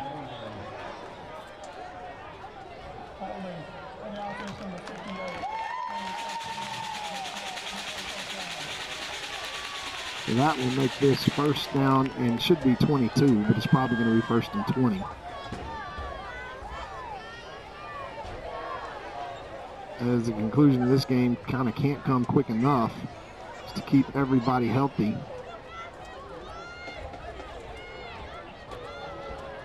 It has been a laundry fest here with the penalty flags. Ball will be back to the 50-yard line. 10-yard penalty for holding.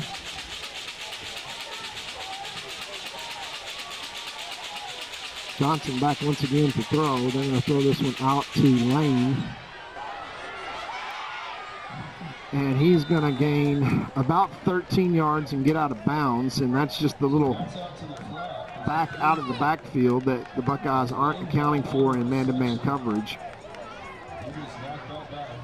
Bring up 2nd and 5. Manages to get out of bounds, and we will have a 2-minute timeout coming up. As Taj Bush comes off the field, and Hagler goes back on the field. Last play until the 2-minute timeout. Looking down the field. That ball is caught. Once again, the fly route. And number 27 for the Buckeyes, Pinckney, tries to defend that. And that's going to be first and goal from the 1. When we come back, we will recognize our sponsors one final time and come right back for the conclusion of tonight's game. La Finca Mexican restaurant is my favorite restaurant in the world. An East Texas favorite for over 37 years. Everyone with any taste agrees La Finca has the best Mexican food in Texas. But I want to share some of my personal favorites with you that maybe you haven't tried yet. Dina and I both love the ribeye steaks at La Finca. Ribeye steak and a baked potato, you can't go wrong. And if you happen to be a hamburger connoisseur, La Finca has one of the biggest and best hamburgers in town. Absolutely fantastic. And finally, never, and I mean never, leave La Finca without having a slice of Olga's homemade carrot cake or tres leche cake. Trust me, it'll change your life forever. La Finca, supporting the Gilmer Buckeyes for over 37 years. All right, folks, first and goal from the 1. We've seen this movie before. 1:58 remaining. Pittsburgh is yet to punch one in. They're going to quarterback sneak this, and it is going to be in for the touchdown. Once again, we want to thank our sponsors tonight, especially our Booster Club sponsors, Gilmer National Bank, Mr. Paul Wilson, First National Bank and Kyle Bowden, Garrett and Glaze Law Firm, that's Josh and Jordan, Next Gen, that's Danny Watkins, AC Contractors, TDR Contractors, Crowley Funeral Home, and our good friend Troy Murray, Texas Real Estate Executives Vicki and George Wolf. We want to tell you how much we appreciate you guys. The signs look beautiful here. Going into Ambry week, Pittsburgh brings this to an 11-point lead. They will be going for 2 here to try to get it to a 9-point lead. Still a 2-score lead no matter what. But the Buckeye defense will try to stop them here. Look for that back out of the backfield that nobody's accounting for. Man-to-man coverage, and there is the run. And he is not going to make it, as Tyler Hagler is going to deny, once again, the 2-point conversion and leave this an 11-point lead. We'll see an onside kick once again, and hopefully come to an end to this game. It has been a very unusual contest in that the Buckeyes have dominated, except for special teams. where Pittsburgh has really taken advantage of the Buckeye kicking game. And from a penalty standpoint, it's just been embarrassing. 6 personal foul penalties, or 15-yard penalties anyway, not necessarily personal fouls, that have put the Buckeyes well over 100 yards in penalties. So from the hidden yardage standpoint, that's where the points will be made up. But once again, Pittsburgh cannot stop the clock. So let's assume that the Buckeyes maintain possession here after this kickoff. They will try to onside kick this and continue to stretch. They're going to need 2 onside kicks to get back in this game.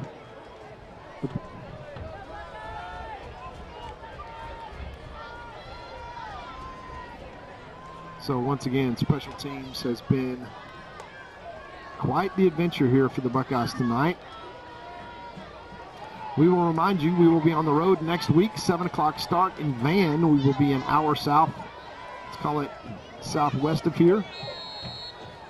And we will expect a war, probably for the second or first place team in the district. Pleasant Grove, Van, and the Buckeyes, all 3 kind of favored for playoff spots. Onside kick is once again going to go out of bounds. No, it's going to be fielded and returned back to the 38-yard line for the Buckeyes. I didn't see yet. That's Solomon Jackson. Not the guy you want to kick it to.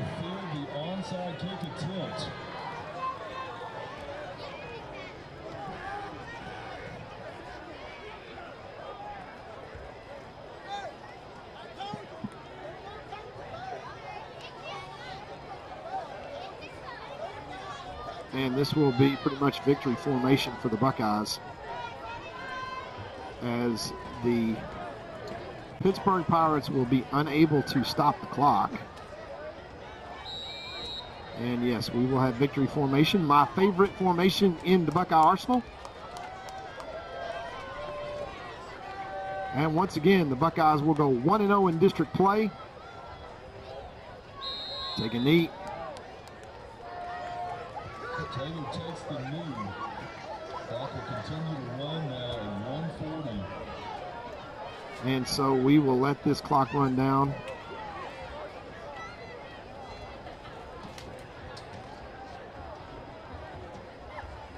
And the Buckeyes in victory formation. We'll have to snap it 2 more times.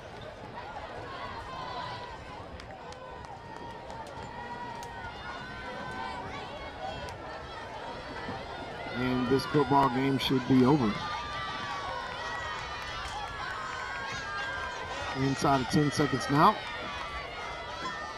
Zade Taylor will count it down, and he will take a knee. And this should be the last snap that the Buckeyes will have to take here. To take a 1-0 record into district play, into Van next week, as the Buckeyes will then play for a playoff spot, really. But they will go to the winner's side of the winner's bracket in this district. And they'll take the snap and take the knee, and that will be the ball game, as the Gilmer Buckeyes take a 36-25 hard-fought victory over the Pittsburgh Pirates to next week. And 1-0 is all that matters right now as we head to Jamboree week.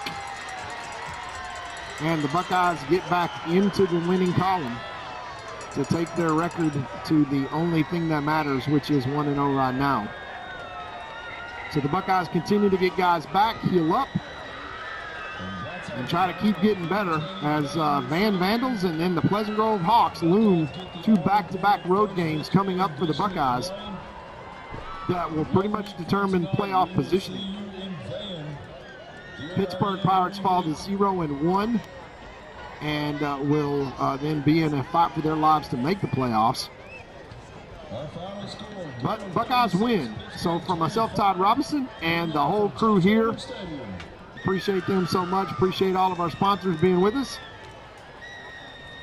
We will see you next week from Van, Texas, where your Gilmer Buckeyes will take on the Van Vandals with playoff implications. Until then, we remind you that the Gilmer Buckeyes Coaches Show will be on the air on Tuesday, and the Gilmer Buckeyes Coaches Luncheon at the Gilmer Country Club Wednesday at noon if you'd like to participate. If these Buckeyes win and are victorious, go 1-0, and we will see you next week from Band. Good night.